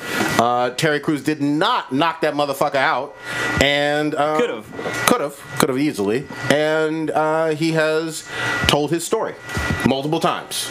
He's also said that he hasn't gotten a whole lot of support from Me Too because it's for white female celebrities mostly. Mm-hmm. Yes, I said it, and I will say it again and again until I'm proven wrong. And Terry Crews is a perfect example, proving that it's only for white female celebrities, even though they stole it from a black woman. But anyway, Terry Crews is kind of sad. He's talked about to Congress and whatnot not being able to be a part of Expendables 4 because he won't drop this. And he keeps telling, I believe him, that this dude did grab his fucking dick, but people don't care because they see it as a big, strong black man who's able to defend himself, not considering the fact that if he did do something, he'd be labeled as a thug, as a someone who's difficult to work with, and probably wouldn't get work in Hollywood again if he did knock his ass out. See, it's always crazy how they talk about men need to be this and that, need to be more sensitive and more blah blah blah, this and that. But when it comes to something like this, it's like they go back and say, oh yeah, you're a man, you're supposed to be strong and be able to do all this different kind of shit. But it's clear that this shit affected his life. Yep. And this was when he was starting off in Hollywood, so he kind of let it go just because he was trying to get his acting career off the ground. Sure. So, which is a lot what happened to female actresses out there. Some of them sucked dick because they wanted to get a role. But I'm sorry. Did I say that? I don't know.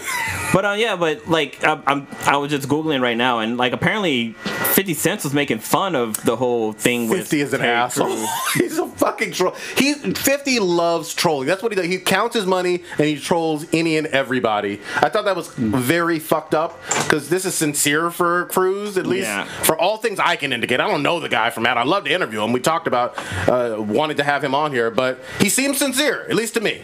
I'm trying to see. So 50 Cent tweeted out something about it. I'm trying to find it right now. All kind of shit. He seems sincere, but there's been some things where I've been questionable about him. Questionable about his statements. Mm-hmm. 50 or Terry Crews?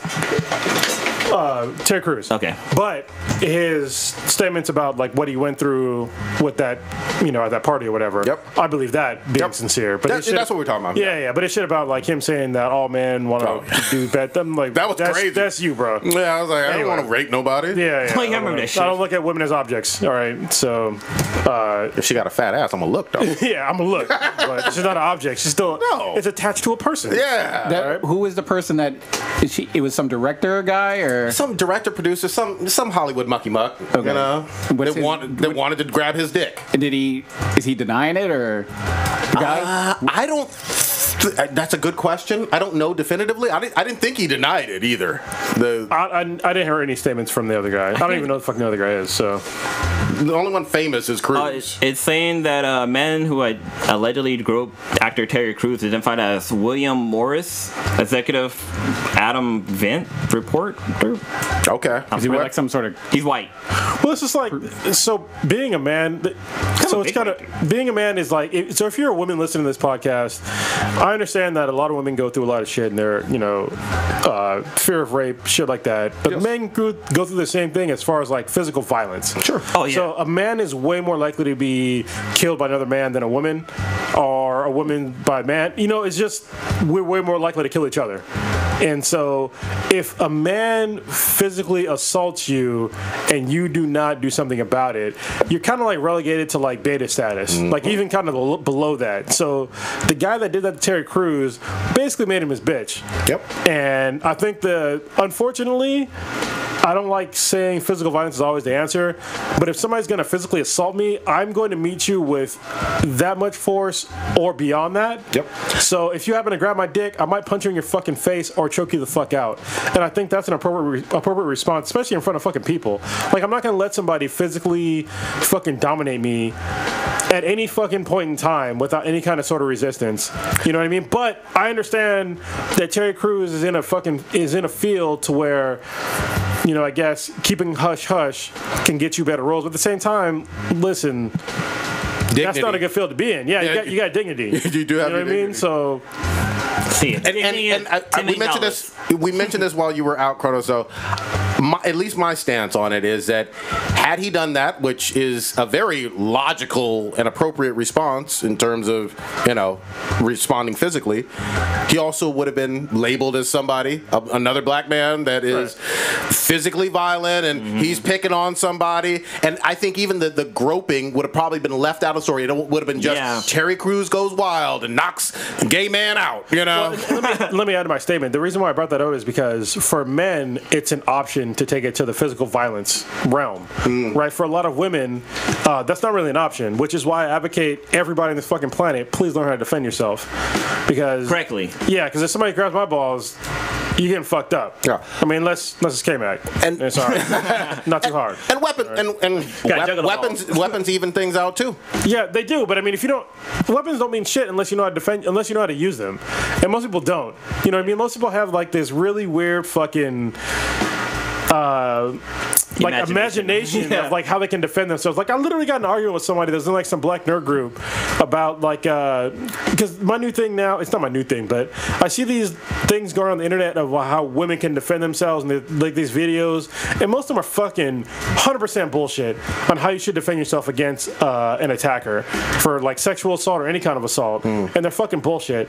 So in my comments are known, and this fucking chick decided to like call me out for like saying, oh, another man's gonna tell me what to do. I'm like, no, I'm not telling you what to fucking do. Well, all I said was learn how to defend yourself. You need to learn how to defend yourself. That's all it is. I'm not a man telling you what to do. I'm not critiquing what the fuck you're saying. I'm saying learn how to actually defend yourself. Because you saying that, oh, if some guy grabs my hair, I'm gonna fucking do some crazy ass wrist lock. No, the fuck you're not. If you haven't done a wrist lock in your fucking life, there's no goddamn way you're gonna wrist lock a grown ass man, against their will. It's not gonna fucking happen. You gotta get fucked up. Especially if it comes out of nowhere. Like there's no, like, when you're in your little self-defense classes, like, you know that the attacks is coming, but a lot of the attacks come out of nowhere. So to be able to get your mind clear and able, like, so the reason I say this because, like, I always thought, like, oh, if somebody like robbed something, I probably would try to do something. And I was at a Jack in the Box, and that motherfucker got robbed. You know what the fuck I did? I ran the fuck up out of there, and I was scared as fuck because I was like, what does the dude shoots me in the back as I'm running out? So like, you talked about that on here. Yeah, I talked about it a few times, and like, you know, your fight or flight actions will over dominate anything that you pretty much had training. You're not gonna think of Facebook when exactly. when shit hits the fan. I would venture to say 99.9 people on this fucking planet have never, well, actually, just in America, have not been put in a really, maybe 95%, have not been put in a physically uncomfortable situation for like most of their life. You know what I mean? Besides like maybe some bullying, but even then, like your life's not in danger. Yeah, not life or death. Yeah, it's not life or death. Yeah. So when you're in life or death situation, which if you train the proper martial arts, you're gonna get put in that shit all the fucking time. But if it's not in your mind, like what the fuck to do, you're not gonna remember shit. All you're gonna think of, you're gonna freak the fuck out.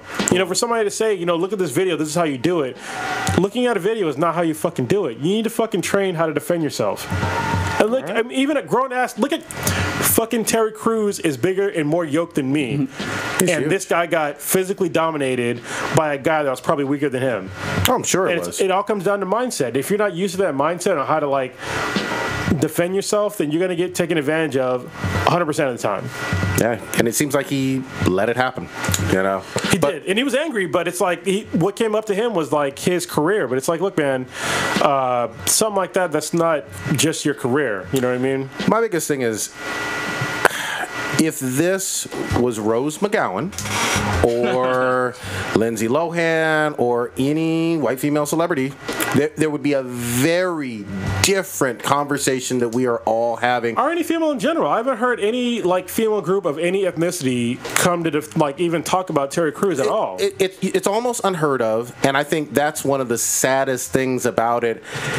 People don't want to. It's an uncomfortable conversation to talk about the whole double standard of, again, if this was white female celebrity, very different conversation. Well, I want to say though, it's not just white. Well, no. Let me clear it up. For the Me Too stuff, in general, yes, it is mostly white female celebrities that we hear about, that we care about, that are in the stories. 99.9% of them are all white female celebrities.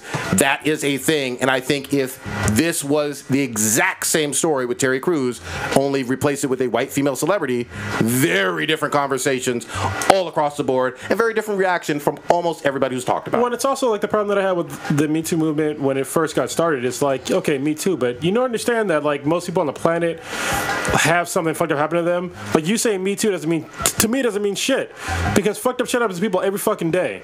Sure. You know what I mean? And for you to say that, oh, Me Too, it's like, oh yeah, okay, you go through shit too, but so does fucking everybody else. Everybody has their own fucking battles to be fought. Everybody has their own shit they have to fucking deal with. And for you to like try to get some kind of status over like, oh, Me Too, like I just don't fucking get it. Like we've all got fucking problems. You know what I mean? And just because what you see your problem as being, someone else's problem can be as bad or fucking worse, but you don't want to acknowledge it because you just want to say, oh, Me Too. And to me, I just don't get it. Like people go through all kinds of bad shit. Terrible shit. All right.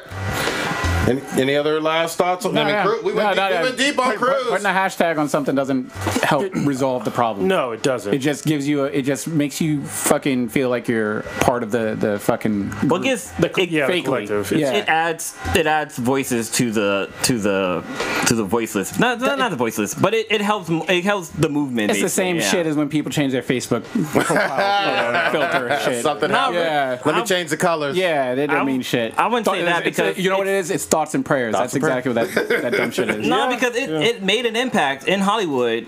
But Hollywood's not even fucking real. It's not even fucking real. But it had an impact though. Like people got fired. Like people got flagged. It's real with fake people that fucking perpetuated that problem for fucking 100 years.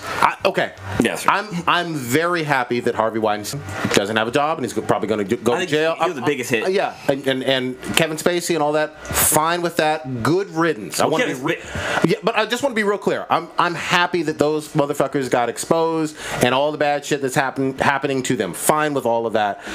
On the flip side, I can't ride with you if you're saying believe old women all the time, every time, regardless of evidence or regardless of anything else, because there's not a halo over everybody with a vagina on the planet. No. Some people lie. Some men and women. Some people lie, and if the evidence indicates that you are lying, I can't rock with you. That's all I'm saying. I take it by a case basis. Sure. That's how I'm not thinking all movie producers or all studio heads are out there grabbing people's dicks or trying to fuck their. I mean, they're thinking female actors. They're thinking it. They're all thinking it. In porn, they're doing that shit though. On that couch. But that's the point. Dude, I love that fucking meme with that little white girl from the porn. Oh yeah, sitting on the couch with like the 5 black guys behind her, and you've been using that in all this fun shit lately. Dude, I like the one that has that's pixelated. It's like one little white pixel, and there's like 3 or 5 brown pixels in the background. It's like I know exactly where it's come from. What's funny is I didn't realize that everybody knew that porn. You know what I mean? Like I was like, I'm the only one watching this. You know, fat. It's a classic category. Yeah. Do you know what my Black new favorite? So you have Black Patrol. My new thing is the Shoplifters. Have you seen those? Oh yeah. Those got me. Describe it for the audience. Oh god. So we all know the casting cows, the Bang Bus, the Michaels, Brazil type shit like that. So there's this new one that's been cropping up called Shoplifters Caught. And there's a security guard who catches girls shoplifting, takes them into the back. It's like, hey, I know you're shoplifting, blah blah blah. Well, we can either do this the easy way or the hard way. I can call the cops on you, or you can suck this dick. Oh god. When I say hard, I mean rock hard. Yeah. My cock's hard. But it's I mean, it's it's fake just because I see this girl in some other guy's video. Yeah. So, but they're fucking good. So I saw a spinoff on that one that was all about a tattoo parlor. Oh yeah, and she was like, you don't have the money to pay for this like $8,000 tattoo. Unzips dick. There's also the not the porn, but the pawn shop. All the pawn shop is cool. They're like the real estate agent ones. Yeah, the real estate agent. Yeah. So they're hilarious. All right, should we stay with movies a little bit? Talk about how you were wrong. Okay. Oh shit! What? We need to cue the apology music. All right, look here. Oh, this was a bet? The dino. Oh yeah. Oh shit. I'm gonna keep it real with y'all. What had happened? It was so I didn't realize that Solo was gonna be such a fucking turd. This movie lost $50 million. I fucking listened to Old Ninja. Never listen to Old Ninja, goddammit. But yes, Jurassic World 2, which you didn't even fucking see yet. Because I'm boycotting Chris Pratt for fucking punching Thanos. It destroyed fucking Solo, which is you know what the other thing though with Solo? Motherfuckers are like in denial on this shit. They acting like it didn't lose money and it wasn't a fucking turd on the goddamn You think screen. there's only one old ninja out there? There's multiple there's millions of old ninjas out there talking about it wasn't that bad. I liked it. It was great. It's people like him that group up with like Destiny, Xbox. You can't tell them nothing. They just recycle the same shit over and over again. Yeah, You can't defeat them. I've gotten into so many online fights with people. I just gave up. I'm like, okay, fine. If you like this turd, it's go an ahead. anthill. You just stomp one ant and then the rest just fucking come up up the ground. When have you ever seen a good Star Wars movie not make $1 billion fucking dollars? Never. You know what I mean? Like it doesn't fucking happen. We had bad Star Wars movies make money. Exactly. This shit fucking bombed. Okay, but yes, I owe you beer. Tell me what the type of beer is again. Yes, it'll be 21st Amendment Blood Orange IPA. God damn, he's so specific with it. That's good shit. I'm going. Six pack coming your way. God damn it. Pacific. Yeah. So I'm trying to look and see how much Solo made opening weekend. Oh, 105. I think it was 105 versus 150. Yeah. Yeah. It got destroyed. And it went downhill from there. Yeah, because I think like recently it made like 20. Because as much as I enjoy the Jurassic Park movies, I understand that they're dumb. They're dumb in terms of their plot. There's only 2 plots that they have in all 5 movies. It's one, we're gonna create dinosaurs and we're gonna make it an amusement park. Oh shit, it went bad. Run. Yeah. Then the other plot is we're gonna have the dinosaurs come to America and the dinosaurs get out. Oh shit, it went bad. Run. That's the same plot that they've had for 5 movies. They just spin a wheel, A or B. You know what they should Watch do? repeat. It should be like Jurassic World, dinosaurs cure poverty. Yeah, there you go. Great. Nature finds a way. Or no, how about they do like a Planet of the Apes spin on it where the dinosaurs become fucking, they take over humanity Eat and all the humanity becomes transients. That would be nice. Why not? Why the fuck Kill all the not? hobos. Fuck it. Kill all of them. Are y'all looking forward to at all this news about Jared Leto being vampire Morbius from Spider-Man? I didn't like him in fucking Suicide Squad. Nope. Well, he got fucked in Suicide Squad. But, I mean, he wasn't, to be honest, though, he wasn't a great Joker. And I know people are going to be all mad about it, but guess what? You're emo, bitch. Everybody that thinks he's good, you're emo. Yeah. So, I heard yeah, they cut a he lot of his okay. scenes, but yeah, it wasn't great. Yeah, I mean, he was meh. Like, he was nowhere near as good as the last Joker. No. You know, Heath Ledger, who most people, including me, I was like, I don't know about that guy. Yeah. But he did a fucking great job. Jared Leto, not so much. and don't forget Jack Nicholson. Knocked it out of the park back in '89. Yeah. So- and even before him was the other guy. What was his name? Romero or something like that? Yeah. The guy from the TV series. I need to see like him in a trailer for the. I need to see what he looks like in the this makeup. is going to be a standalone movie, right? Yeah. Well, This is supposed to be in the same. Wait a minute, I'm confused. We're talking about Morbius. Morbius. Okay. Yeah. Well, It here's should be in fucking Blade, not goddamn well, Spider-Man, but I know they cross over, but Well, yeah. I was gonna say he is an excellent fucking spider villain vampire too. Yeah. You know what I mean? Like I haven't read the Blade stuff, even though I heard it's good. they should what they should do if they were smart is at the end of fucking this movie with Mobius and Spider-Man, they should have Blade cameo at the end. Yeah. And that would introduce the new Blade, or even if it's fucking the old Blade. I don't give a fuck. They should reintroduce Blade in the MCU. Well, and the cool thing about Mobius is that he's a vampire for spider shit of all spiders. So you might get. Is this supposed to be an MCU kind of thing, or No, I it's think still? I think Sony owns the rights. I thought as a Spider-Man villain, right? I thought. I don't know. Yeah, I'm confused, and because I mean, Vulture was still. Yeah, I don't know. I don't know. Yeah. Maybe they're helping each I other. thought I'd read something where they were looking at making Mysterio the next sort of. Well, no. So Morbius. Mysterio's gonna be the next Spider-Man villain in Homecoming 2. Okay. But fuck, how do you say his name? Morpheus. Mobius. He's gonna have a standalone movie. Yeah. Him alone is the standalone thing? Like Venom. Oh my god, why are you doing villain movies? Oh, God. What the fuck? When does Venom come out? This year. Yeah. Is it like October or something? I think. October. Okay. The trailer looks so fucking bad. I mean, I like the animation of the suit and the voice. I'll give credit to, and I like Tom Hardy. Everything else, I don't know. I'm iffy on, Yeah. but it might get my money matinee. But here's the thing though, with this vampire. Your money matinee. Yeah, my matinee money. Yeah. With this vampire, you might see Silk, hopefully. Oh, God. You gotta have Silk. And you know what? She got some love this week. They're talking about maybe making a standalone movie for her, Cindy Moon. But let me tell y'all one more goddamn time. She can't control her fucking pussy. Her pheromones start kicking They're in. trying to market this to like families. I don't give a fuck. If it ain't Ho Silk, miss me with that bullshit. How do we make families? Yeah, exactly. They be fucking? Yes. Look, you can't take this away from the character. Silk is Korean American, and she can't control her fucking pussy. Those are two things that are facts about her. Goddammit. But that's only when she's around Parker, right? Parker and some other spiders too. Oh, okay. But she wants to fuck and suck him. They should have had that one girl that was in the latest Star Wars, the other one. Oh yeah. That Herbie Silk. Yeah. Made everybody mad. Rose. You know what? Maybe. But I'm just saying, you could get Miles Morales in here. You could get, Ben Reilly. You could get a whole bunch of fucking spiders in this world if you got the vampire, right? I mean, that would be interesting. I don't know if this is gonna work though. Yeah, I don't. Hollywood, are you listening? Pay attention. That's how you should do it. Make Silk a hoe again. Make America. All right. Make America hoes again. Yes. Where y'all want to go? Sorry. Well, I want to jump on something real quick. Go ahead. I mean, we probably move over to anime, but have you guys seen the Super Dragon Ball Heroes trailer? No, I haven't seen it yet. There's a new saying, right? There's a female? No, it's a male. It's a male Saiyan, and like they released a trailer. It came out over the weekend, and this shit looks fucking dope as fuck. So it's a continuation from Dragon Ball Super. So this is a different story. Like I talked about it last week or so about it. Like they hinted about it a little bit again, a little bit in the past. But some shit happens with fucking Goku, and like Goku, Xeno Goku shows up in his universe. Xeno Goku is the Goku from Dragon Ball GT. Yeah. Where he turns like into an ape and he becomes like. Oh yeah. He turns Super Saiyan there. No, from Dragon Ball Series? GT.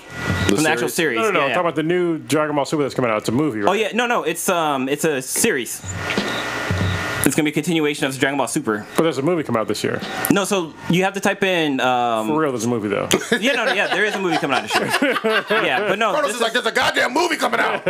So no, type in, look up Super Dragon Ball Heroes. Because that's the name of the next series that's coming out. But so like there's this new Dragon Ball, there's new Saiyan that comes out. Apparently he's like super crazy strong, and one of his powers is that he can control other Saiyans. Oh shit! So he's able to bring out Berserker modes out of Saiyans. What the And so he brings out Berserker mode in Goku, and like Vegeta has to like try to stop Goku, and Goku's like going on a fucking rampage. Like Goku when he comes to Earth, he's an infant, and like Saiyans as infants are fucking damn near impossible to stop for some humans to try to stop, but unfortunately he hits his head and like he loses memory and becomes like docile. Oh shit! There's Trunks. Oh wait, no, this is from the game. Oh. So there's a game also called Dragon Ball Heroes. God damn, this is confusing. Yeah, I'm lost. But So it's all good. It's probably it's not that long.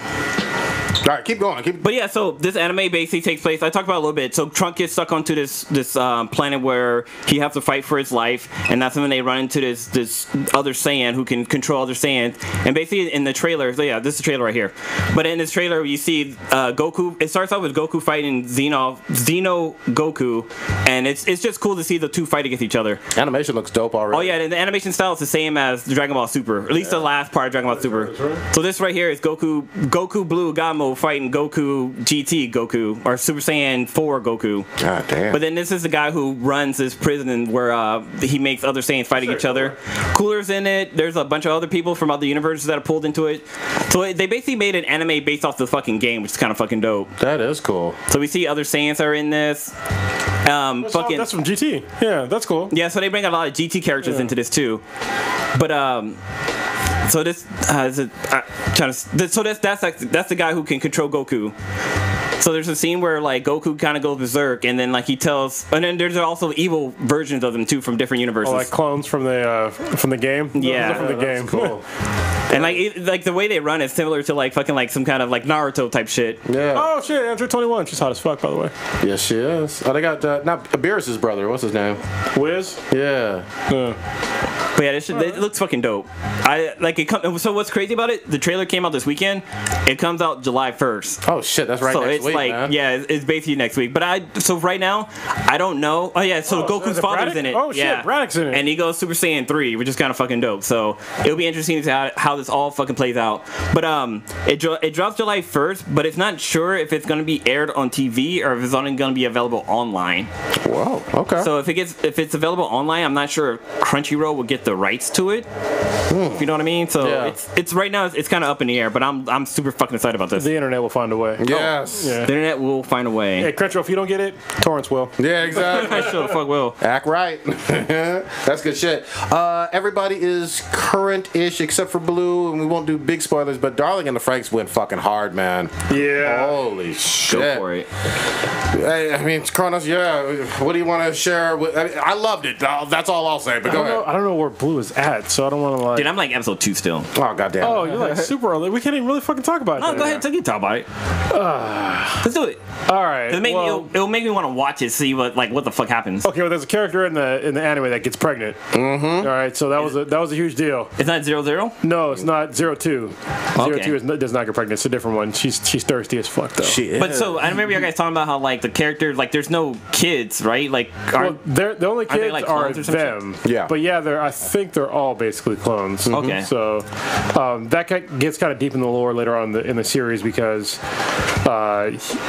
humans can basically live forever. Yep. And so, but as adults, but in order to live forever, they have to give up all reproductive rights. Mm-hmm. So that's why they have to clone kids. Yep. So that's like way later in the show, and it's just it's pretty crazy. And like later in the show, like they show that basically there's like an alien race that fucked up Earth. Yes. And then they created these Franks that are basically the fucking, what do they call those things? Klaxosaurs. All Franks are basically Klaxosaurs. Yep. So they just like mated them to be piloted by humans, but they're Klaxosaurs. So it's the perfect blend of slightly fan servicey, etchy mech fighting with some serious hardcore sci-fi and coming of age puberty shit. I mean, I know that's a weird combination to describe. Yeah. But it just fucking works on so many levels. it's really good. Man, Zero Two is the best waifu of the year, man. She better win. Is it up there for the best anime of the year, or I think would it'll not win a wait. Golden Eggplant this Did year? it came out last year, though, right? Yeah. Was it like kind of mid last or late last year? I mean, I'll put this season up as a nominee. It'll still be up there for nominee for Anime of the Year. I know. But there's a couple other animes that are good as well. I mean, Yeah. I mean, My Hero is knocking it out. Everybody loves it. Yeah, It's they been are. knocking it out of the park. And Megalobox is kind of going under the radar, So- but Megalobox is really good. Dawn and Frank's first episode aired January 13th of this year. Oh, okay. So it's- truly all this year. Man, That's season 2, though, right? No, it says season 1. Season 1 aired January 13th. I guess we are late June. It feels like a long Then, season. yeah, they will probably, they'll be Anime of the Year, our new Anime of the Year. If we remember. No, I think we're going to remember this one because it's still going. We'll remember. Yeah. But there's a bunch of good ones. But like you said, My Hero Academia is really good. Megalobox is really good. And I think that later on this year, what could steal the crown would be Attack on Titan. Yep, that's coming Comes back out this year. Yeah, and then the creators of Fairy Tale are doing a new one. Eden's Gate, Eden's End, something. Yeah. So there's a lot of great anime. And then, are you on Food Wars still? Because that supposedly had an awesome season. Yeah, I haven't finished it yet, but Food Wars is great. Yeah, They've even I think I saw they have like a sort of like a cookbook with some of the stuff. Oh, that they, shit, really? So I might try to pick. We got to get that for Matt. You know what I mean? You should check. So, Who the fuck is Matt been? Yeah, I haven't seen anybody from their podcast. Yeah, I'll have to hit him up. Spirit Live has not been in our chat room for a while. We'll miss him. I saw Becky. Posted some stuff. Yeah. She's Well, they post stuff, but I don't see them talking about what they they're ate usually last in the night. chat. Yeah. Fucking making me jealous and shit. Talking about they had like pulled pork something or pulled pork po' boys or some shit. He be cooking his ass off. Man. Matt can cook. I wish I can get him out here to like open a restaurant or some shit because he can fucking cook. Yeah, food truck something. Yeah. He would put folks to shame. You should check out Fine Brothers. They did a react, and they had like the reactors react to food from Food War, and like they show like it made in real life versus like this animated version, and it's fucking dead spot on. Great. And the kids are like, so they're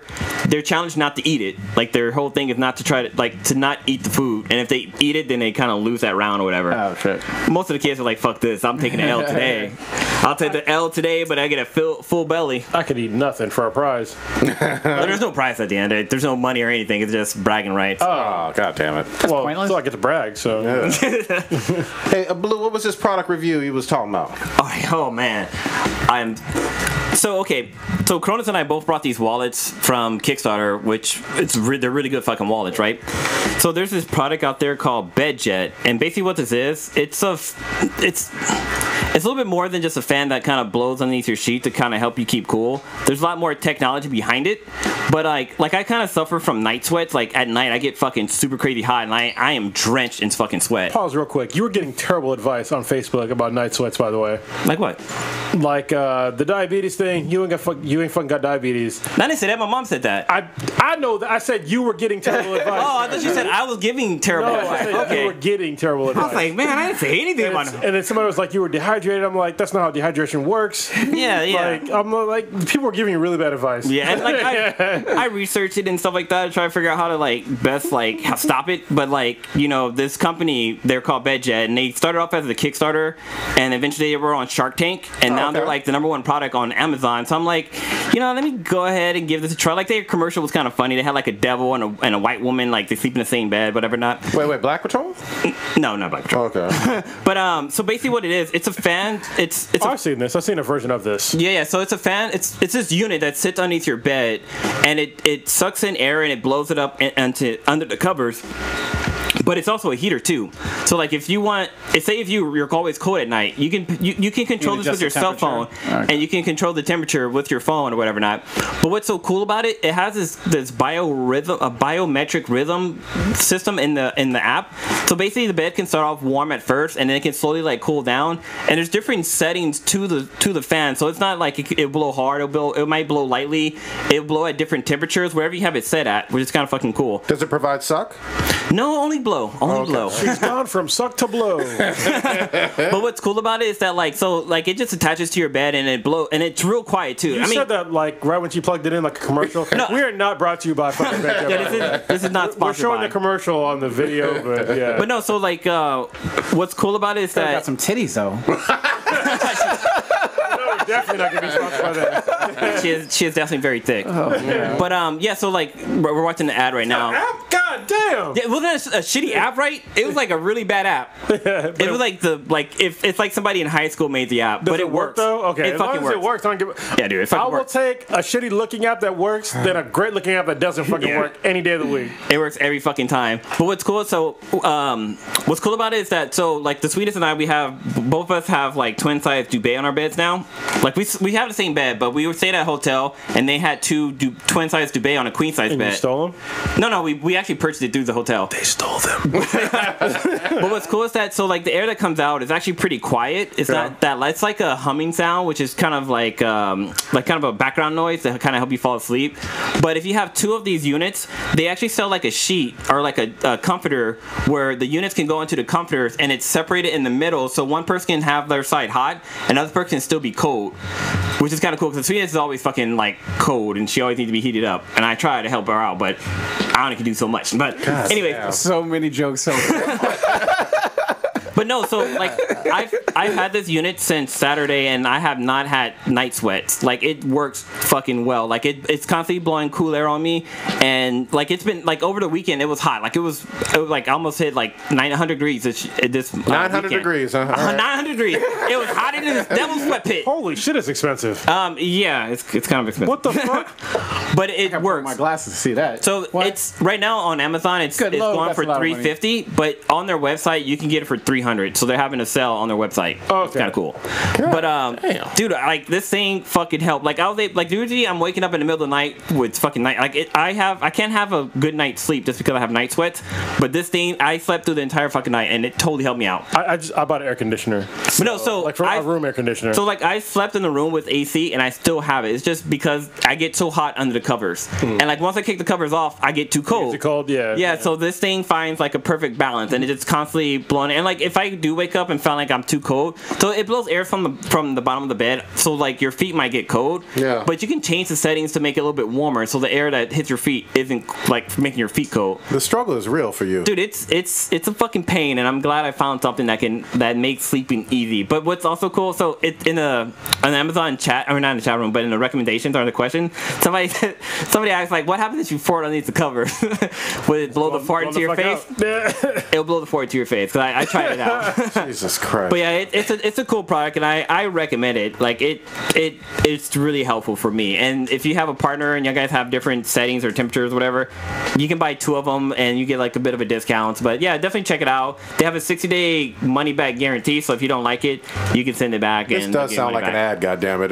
And it sounds like an ad, but I'm just if you can try it. If you don't like it, you can send that shit back. It does. BedJet, if you just edit out the part where somebody said that they had big titties, would be a great sponsor. Oh yeah, we would. Oh yeah, God, but she did have big titties. Those titties were nice. She was lying on her back, and they were still like they were perky. They were perky. Pillows. She was wearing a bra. Goddammit. I don't care. Titties. They were perfect. God damn it! I know we're not wrapping it up, but I do want to get to this Ask Me Then BTI one. Does Ant-Man have stands? We're about to have Ant-Man and Wasp drop. He had one movie. It wasn't bad. I'm not shitting on it. But does he have true stands? I'm putting the question out. Are you talking about from JoJo's Bizarre Adventure? No. Ant-Man's. Oh, no. Stands are like fans. Yeah, fans. Like the Eminem version of stands. Yeah, yeah. I was thinking of Stan Lee. I was like, God, Stan Lee's going to be in it? Like, yeah, he's going to fucking be in it probably. Well, maybe, because, there's a whole elder abuse thing going on with him right now, but... He pre-recorded a bunch of them. Yeah. extent does he have a huge fan base from his first movie? Not that I know of. I'm sure that there's. I mean, I've seen people like dress up as Ant-Man for like cosplay and stuff like that. But I mean, not on the level of Black Panther. any of the other characters by far. I definitely think it's the few and far between. I think the first one did surprisingly well. Okay. So I think the second one should probably build on that, given the momentum of the MCU right now. So I think it'll do well, but yeah, I don't see him as like a gigantic fan base. So And then I think we also need to have that question asked, like you brought up about what's going on.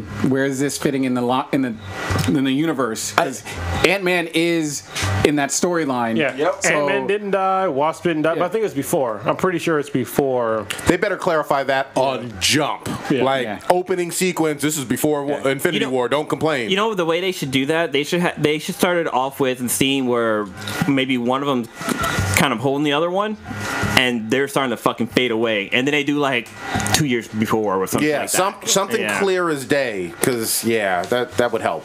But I think it's not. I don't think Ant-Man should really have the fans to kind of bring in the I guess the money for this movie. But I think Paul Rudd does. Like he was pretty funny, and then the last one was pretty funny. So I think it will do well. Just because I mean Deadpool did pretty well.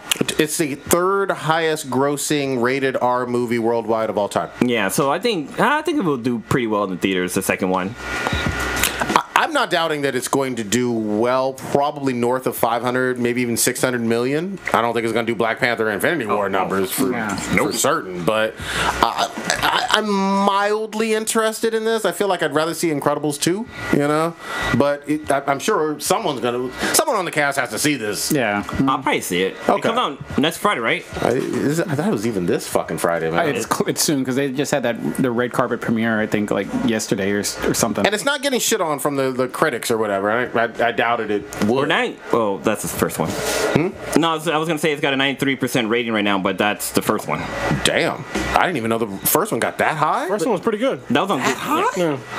So the second was one kinda comes lukewarm on out it. July 6th. Okay, so the week after the one. Yeah. All right, we'll see. I am glad Wasp is getting some shine, and it seems like what's his name, Hank Pym's wife is supposed to be in this. Oh yeah, because I think she comes back. I thought she died. It's played by Michelle Pfeiffer. Remember, she was in that negative She zone. got stuck she went too small. Yeah, so maybe she could still. I mean, she's played in this movie, so either it's a flashback or they bring her out or whatever. She's going to be in it because it's going to be played by Michelle Pfeiffer, and they show her as an older person. So I mean, Well, she is older, so it's a little bit spoiler. They ain't gonna show that shit with Hank Pym though doing any abuse. I know they ain't getting beating her ass. Yeah, and that was, for those who don't know, truly in the comics. You know what I mean? And you could also make the case for Iron Man. Yeah, Iron Man is drinking, but with the Pym, you could make the case that it brought awareness to domestic violence in a lot of ways, real life issues in the comic book. But Disney ain't doing that shit. They are not. So we'll see. Anyway, They're fine with a woman putting on a strap on and fucking a guy in the ass, but not not domestic violence. yeah, That's over the line. No. God Over the damn. line. And then that's a woman. If y'all know what the fuck I'm talking about, go watch Deadpool 1 again. That was a good one. And the first one had titties. International Women's Day. Yeah. What's the second one? Blue, was this you? You put this shit on there? Yeah, I put this on here. Go ahead. So, you know how like when you go to the toilet and they have like the toilet paper cover, the toilet seat covers? My question is, which direction does that motherfucker go? Does the flap go toward the front or toward the back? Flop goes towards the front. Are you Whoa. sure? I put it towards the back. Because sometimes when you put it towards the back and you shit on that flap and you go to wipe your ass, you get shit on your hands. That's why it goes towards the front. I ripped the flap off completely, so there's a well, then there's no complete hole. flap then. The Yeah. flap goes nowhere then, right? Well, I rip it off, but yes. You understand what the flap is for, right? No, what is the flap for? It's so when you flush, it takes it with it. What the fuck? Are you serious? No, I no, never so did wait. that. I always just kick it with my feet afterwards. Y'all don't do that shit? Because Y'all shit differently? I have the flap toward the back, so when I shit, it pushes the flap down, so it's going toward the direction. But of if the you're flush. flushing again, then it's going to be trying to rip it off while you're still sitting.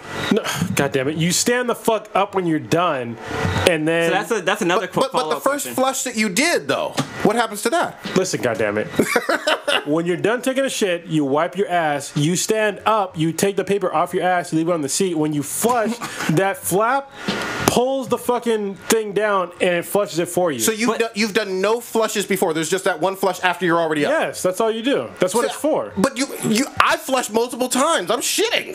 Like I don't flush multiple times. I flushed like at least 2 or 3 times. Am I the only one that does this? This is why we're out of water in California, you asshole. People like you. Well, for me, it depends. So if it's one of those automated ones, because if you stand up, they'll flush. Those. I hate that shit. Sometimes even if you lean forward. But I still push the button or something. I got to flush, man. Courtesy flush. Yeah, I mean, I only courtesy flush when I'm in somebody else's house. Really? You don't do it in public bathrooms, even when there's a whole bunch of people? Shit, no. Man. I'm gonna stop up the toilet. There's gonna be a lot of That's fucking what shit. the flap is for. I feel like But the toilet gets stopped up. It doesn't get stopped up. It's happened multiple times to me. How much shit are you shitting? I shit a lot. All right, listen, I'm on a fucking schedule, so I shit a lot. Crazy. What about you, Stitch? We can get into some shit stories. Every couple of fucking weeks, I'm fucking proud because my shit comes above the waterline. Oh That's shit! how much I shit. I'm just like, yeah, all right. And I'm just like, then I got flushed because that's fucking gross. Bare minimum 3 flushes every single time. What the fuck? You don't. Why do you flush 3 times? Do you drink a lot of coffee? I do drink a lot of coffee. I do too, but I'm just like, I let it all go and then flush the fucking toilet once. I might give a courtesy flush, but there's only one. Really? Yeah. If I'm doing some damage or whatever, then I might courtesy flush. But for the most part, I get it all done. And then you're done, and then you flush. I flush after I'm done. So who the fuck is weird? Am I fucking weird? Yeah, maybe I'm weird. That's what the flap. I know for sure that's what the flap is. I get that. The flap. I get that the flap is for that. I do. But it'll work any direction the flap is in. It does. What I'm saying though is if you leave it in the back and you shit on that flap and you go to fucking wipe your ass, yeah, there's a high probability because it's happened to me. That's why I put it to the front where you wipe your ass and you get shit on your hand. But no. So usually when you take a shit, you take a piss too. So that flap gets in the way when you're taking a piss. No, there's way more room in the front. But do you ever get like the little piece of like the fabric from the flap on your penis? I never had that problem at all. I get that shit happens way too many times. So that's why I have it the other direction. When I shit, my dick touched the water. You remember that song? Dude, seriously, is the chat saying anything? Goddammit, how do y'all shit? Apparently, we're gonna all be wrong here. Yeah. Fuck, what are they saying in chat room? That's because we gotta see what. Oh, Ninja's in there. So Ninja knows. He goes to the front. He does to the front? How many times does he flush? Do you flush 4 times or just once? He said he only needs to flush once. God, so maybe I'm the weirdo, goddammit. This is very weird with me and Ninja on the same page. Yeah. But I mean, he knows of a time before toilets, though. Remember that. He did outhouses, you know what I mean? Wiping his ass with corn cobs. 3 shells. Yes. Yeah. God damn. Okay, it is a good question. I shit on your question, but that's a You know what's the worst, though? Because I work out a lot. Yeah. Is when you are working out, you got to take a shit, and you're fucking sweating. Yes. And you put the fucking thing down, and it sticks to your butt. You have to, like, rub your ass to get all that fucking shit. It's the fucking worst. Sometimes if the toilet looks clean enough, even in the gym, I'll just bare ass it. I'll clean up afterwards, but it's like, yo. So there's a follow-up question to this. Chrome's kind of hinted on this. So the next question is when you wipe your ass, do you wipe your ass while you're still sitting down, or do you stand up and wipe your ass? Oh my god, you fucking monsters. Okay. You fucking monsters. If you stand up, yes, you're a fucking savage. Holy shit. Okay. Oh my god. You can't stand. There's nobody on the planet that does that shit, right? People do. Holy shit, man. I stand up to wipe my ass. You do not. Shut the fuck up. Okay, so hold on. There's a reason why. I'm shocked right now. You're talking about me and a weirdo for flushing. I'm going to tell you an awful story, but go ahead.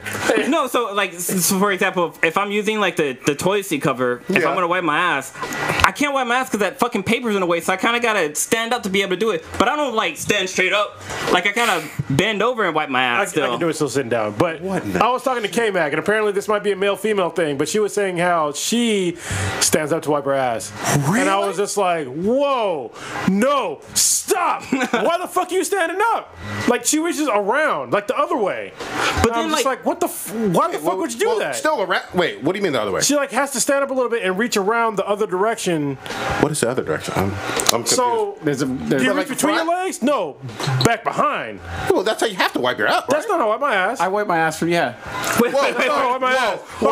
I'm wrong too, I guess. Time out. I go around the side door. I don't go around the side door. I guess I'm the fucking weird guy. Wait. Hold on. Hold the fuck on. So am I weird for? I'll wait from front to back. I have toilet paper in my hand. Yeah. I scoop my. I like how you wrapped it around. See, I'm a Marine. I fucking can do it like one goddamn square. I'm good to fucking go. Okay, I'm not even gonna get into that. I don't wrap it around. I fold it usually. I fold it. But you don't wipe your ass from the. Wait, you don't do like my hand motion now. That's not what you're doing. Around the side. No. He goes through. I can't. Yeah. How? Whoa! Holy shit!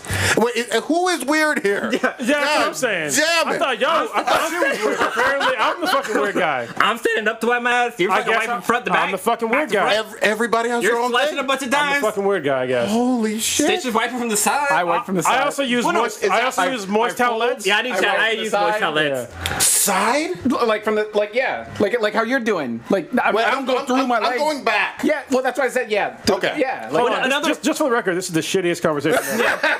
But no, another reason why I stand up is so I could like see to make sure I'm clean. I can tell that by the toilet paper. yeah. Yeah, But, toilet like, paper you gotta, usually like- tells me cleanness. No, like you gotta wipe and I can't wipe and like look and then. You're doing it now. Like, No, but how do you drive back in the toilet? Because then you don't want to get shit on your That's ass. why you go from the. No, I view through the front, and I can see what I can see shit the has been turd. wiped.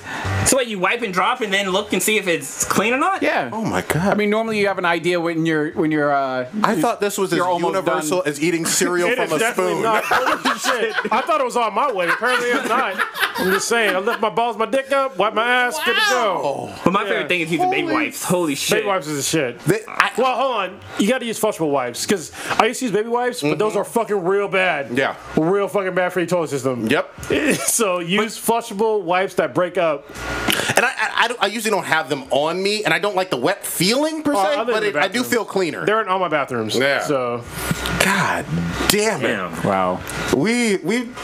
I don't know. Yeah, that question opened up a whole fucking can of, I can't look y'all in the motherfucking eyes no more. You fucking savages. God damn. why the fuck you stand up right from the side? Just saying. Why do you go from the side? I have to clean my ass. That's how, what the fuck? How do you go from the front? I don't understand how you go from the side. It's like, what the fuck? Why are we so different? That is different. See, I Wow. like go from the front and like I follow my butt crack and go toward the back. Okay. But sometimes I might stop halfway and then push a little I feel bit like forward. I'm too close. And then, I'm too close to the goosh. to the toxic waste that I've deposited if I'm going through the front. If I lean to the I don't want it in my ball hair. to whatever, then I'm wiping and throw it out. I feel like I don't I'm wipe it into reaching- my ball hair. That's like, that'd be fucking gross. Yeah. Right? First of all, anyway, that was gross. Jesus Christ, we got to put this as a Twitter poll, goddammit. I need to know. Maybe But I can already tell by the poll of like people that I apparently know that I've talked about shitting with that I'm in the wrong, apparently. so am I. I'm the only person that apparently wipes that way. That's a man, I guess. I'm the only one that flushes more than once. Well, no, I flush more than once when I'm like somebody's house, where it's like Okay. I know I'm dropping a fucking serious deuce. Yeah. And I'm like, yo, you flush multiple times because it's gonna fucking stink, right? Yeah. Well, I'm at home or I'm in a fucking public bathroom. I don't give a shit about what you smell. Well, I don't want to clog the toilet with all my shit and fucking teepee. You know what I mean? That's my whole reason. I'm efficient with the TP usually, unless it's like a fucking. I'll flush multiple times when I need to, like when I know it's like gonna be like. 'Cause sometimes it's like, why the fuck is there still shit there? Yeah. You know what I mean? If it's toxic, like after like a heavy night of drinking, and I'm taking that morning shit, then I'm like, all right, this is going to be a green cloud that's going to start coming from the, and I'm going like- to get a little bit nauseous I myself. feel bad for the trees. I'm like, yo, y'all wasted your life just wiping my ass. I'm not efficient with it right now, but I'm, usually I am. I'm real liberal with the TP. I might use a bunch of it on my ass. I feel like that's why festival wipes come in handy. They do feel good. No, I was gonna say, like, I wonder if this will be like a debate. Like, you know how do you put the toilet paper roll on? You put it face forward or face back? If you put it face back, you're a fucking savage. The first square It needs to go is forward. I would say the nearest towards you. that would make more sense to me. It doesn't matter to me. I've seen it the other way, and I'm like, okay, whatever the fuck. But it makes more sense to do it downward. I will turn it around. You'll pull it out. Yeah. I'll fucking turn it around. What the fuck's wrong with you? I'm the other way with engineer. it. So I have it like facing toward the wall, and so I have a reason for this. Oh God! So if you have a cat, and like cats like to play with toilet paper, and I don't have fucking cats. But then kids do it too. So kids will. I got 2 kids, bro. But do they play with the toilet paper? Well, you gotta train them like almost like a pet. like a damn dog. Quit fucking around with the toilet paper. Wipe your ass the right way. Flush. I mean, any way it goes, though, the toilet paper comes out. Yeah. God. But until you can't fucking find it. Yeah. You're trying to roll it in one direction, like what the fuck? Yeah. What fucking savage? God damn it! And you gotta fucking turn around. That makes sense too. Holy shit! We gotta put this out there in the world. I need to know how other because all I've seen is people shitting on carpets. That's all I've seen. You know what I mean? Oh my God! And they don't use TP for that. And brown snelling it. I know there's always been like the conversation of like whether you wipe front to back. I'm just like I wipe until there's no shit left. Like to me, it doesn't matter generally which direction it's going. I know with females it's different though. Well, yeah, you don't want to wipe shit into your. But pussy. also, I don't wipe shit into my fucking taint. Yeah, you know what I mean. It's just like I don't think anybody wipes their shit in like. Yeah. You know what I mean? Like that's smear into the smear. Like what's a feel of smear? I'm like, oh, we're done. You know what I mean? I don't kink shame though. I mean, shitty pussy is not good pussy. No. Shitty taints are not good taints. I'm just saying. Holy fuck! God damn it! This damn it. Okay. Holy fuck! That was a good one. Blue, I give you props for that fucking even BTI. We learned too much about each other. That's for damn sure. Yeah. You know what? Are we tapping out? Yeah. What y'all got populating this week? Holy fuck, man! I can't look you guys in the eyes. Stitch, what's happening this week? Man, I do want to try to hit up the movies and try to watch Incredibles 2, Jurassic World 2. Other than that, just chilling, relaxing. Fortniting it up. I tried to get the goddamn collector's edition for Spider-Man. Nice. It was going for like 120 or like 150. Well, no, it was going for like 120 or 150 when they announced it. Yeah.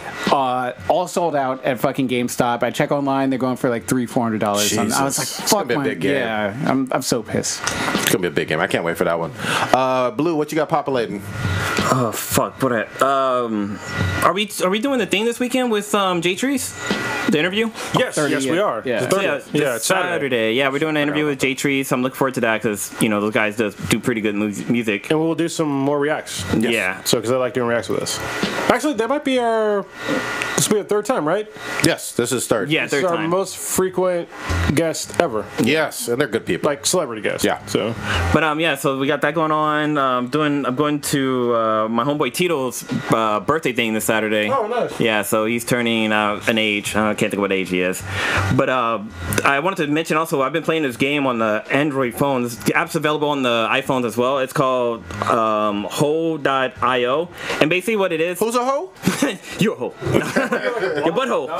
Is that the dot game where you get bigger and bigger? Yeah, so you're basically like a black hole and you're in this little city and there's 7 other players with you. It's a multiplayer game. And basically the object of the game is to try to eat up as much of the landscape as you can. Whoever has the biggest hole at the end wins. So like you said, biggest hole. Yeah, you got that fucking black list, bro. The biggest hole. The biggest hole wins. What's cool about it is that like everybody starts off small and they eat individual like items and they slowly get bigger and bigger and bigger. But you can eat other holes as the game goes on. So like it's really funny because it makes me think of Little Big Planet because actually in Little Big Planet, or not Little Big Planet, in oh god, what's the name of that game? Snake? Katamachi Damachi or something like that? Yeah. It's a Japanese game. You fucked me up. Katamari. We love Katamari. But the original one's called Katamari Damacy. The Japanese name for it. Yeah, it's called that. But yeah, you're basically this little guy. You roll around this ball. It sticks to everything. It slowly gets bigger and bigger and bigger. And the whole object of the game is to replace the galaxy because your dad got mad and destroyed everything. But this game is really fun. It's free on both Android and iPhones. Nice. Definitely check it out. It's a lot of fun. If you find a secret of how to play it, you can fucking dominate in this game. And I've been doing it a lot lately. So yeah, definitely check out that game. Good so shit. it's Ho.io. And that is all. Eat that hoe. Kronos, what you got? So my oldest daughter got accepted into the San Francisco Goddamn. Institute of Arts or Art Academy. Very nice. Art Academy. Congrats. Yeah, pre-college stuff. So we're going to talk to a counselor tomorrow and see what classes she want to take. And I think she's going to start next week. So that's going to be pretty cool. I'm very excited for her to start her journey. She's growing up way too fast. Wait, didn't you? How many weeks is that? Is it like just like a summer thing? It's a summer thing. Okay. Yeah. Wait. Pre-college stuff. Wasn't she just driving the other day? Yeah. And she drives now. Yeah. So Everybody watch out. I have her drive me to and from jiu-jitsu now so she can get her hours in for a permit and stuff. So that's weird because, I remember she was... You got her parallel parking? Not with a fucking SUV. No. Parallel parking is an art form. It is. Yeah. But yeah, so it's been kind of cool to see her grow up. And this is like probably the first time in a long time where it's like been no real issues when she came over here. Good. So that's been good. Parenting stuff. And so also the Infinity Base is probably going to move next month. Oh, next month. Okay. Yeah. So we're still in escrow right now for a place in the Hayward Hills, and everything's going along fine. So if everything goes along fine, and we close in this house, it'll be good. It's a much smaller house than where we're in now, but the Infinity Base will be upgraded. Will be definitely upgraded. Hell yeah. And so for like probably about a month, you're gonna see us podcasting from a garage. That's all good. With my cars and probably motorcycles in the background. But after that, you're gonna see a dope ass fucking space. Hell yeah. And you guys are gonna be impressed. Hey, guys and gals, people. Not those motherfucking savages that stand up while they wipe their ass. Yeah, y'all, fuck y'all. Don't listen to this podcast anymore. Stop standing up. Sit the fuck down. Relax. Wipe your asshole. All right. Kiss your butt cheek. Quick plug. Me and Stitch recorded an excellent NBA Finals episode. That'll be up Friday, Sunday, Saturday, sometime the end of this week Sunday. or so. It'll be Sunday, on Sunday. yeah. And I do want to finish off much more Luke Cage. Get back into gaming too, man. Bama took me out of the loop, so I need to finish up Far Cry and still kill some more Valkyries and God of War even. So I need to watch Cloak and Dagger too. yeah, Oh, it's so good. yeah. I need. Well, I don't want to say it's so good. It's good. Okay. Yeah. All right. Is it, the whole season is out, or is it it's one they're on like episode episode at a time? 5. Okay. Comes out tomorrow. It's on basic, or it's on cable, so it's normal. There's no binging. Yeah. I heard good things about it. I need good. to check out good. some more. So good. Well, it's interesting. There's like, an app you can download to watch it, or Freeform. Freeform is okay. You have cable, don't you? Yeah, well, I have Cable DirecTV. TV? Oh, Yeah, it's really Okay. Yeah. The thing that's interesting is because like the black kid in it is like affluent, and the white girl in it comes from poverty. So Okay. I like that they Nice. kind of mix that up. That's good, yeah. I've heard nothing but good buzz on it, so I need to start that. That's all I got. Who want to take us out since Old Ninja's not here? Shit, I can't remember all the sites for all. Be Them BTI, at Be Them BTI on Twitter, BenHab Productions /Be Them BTI.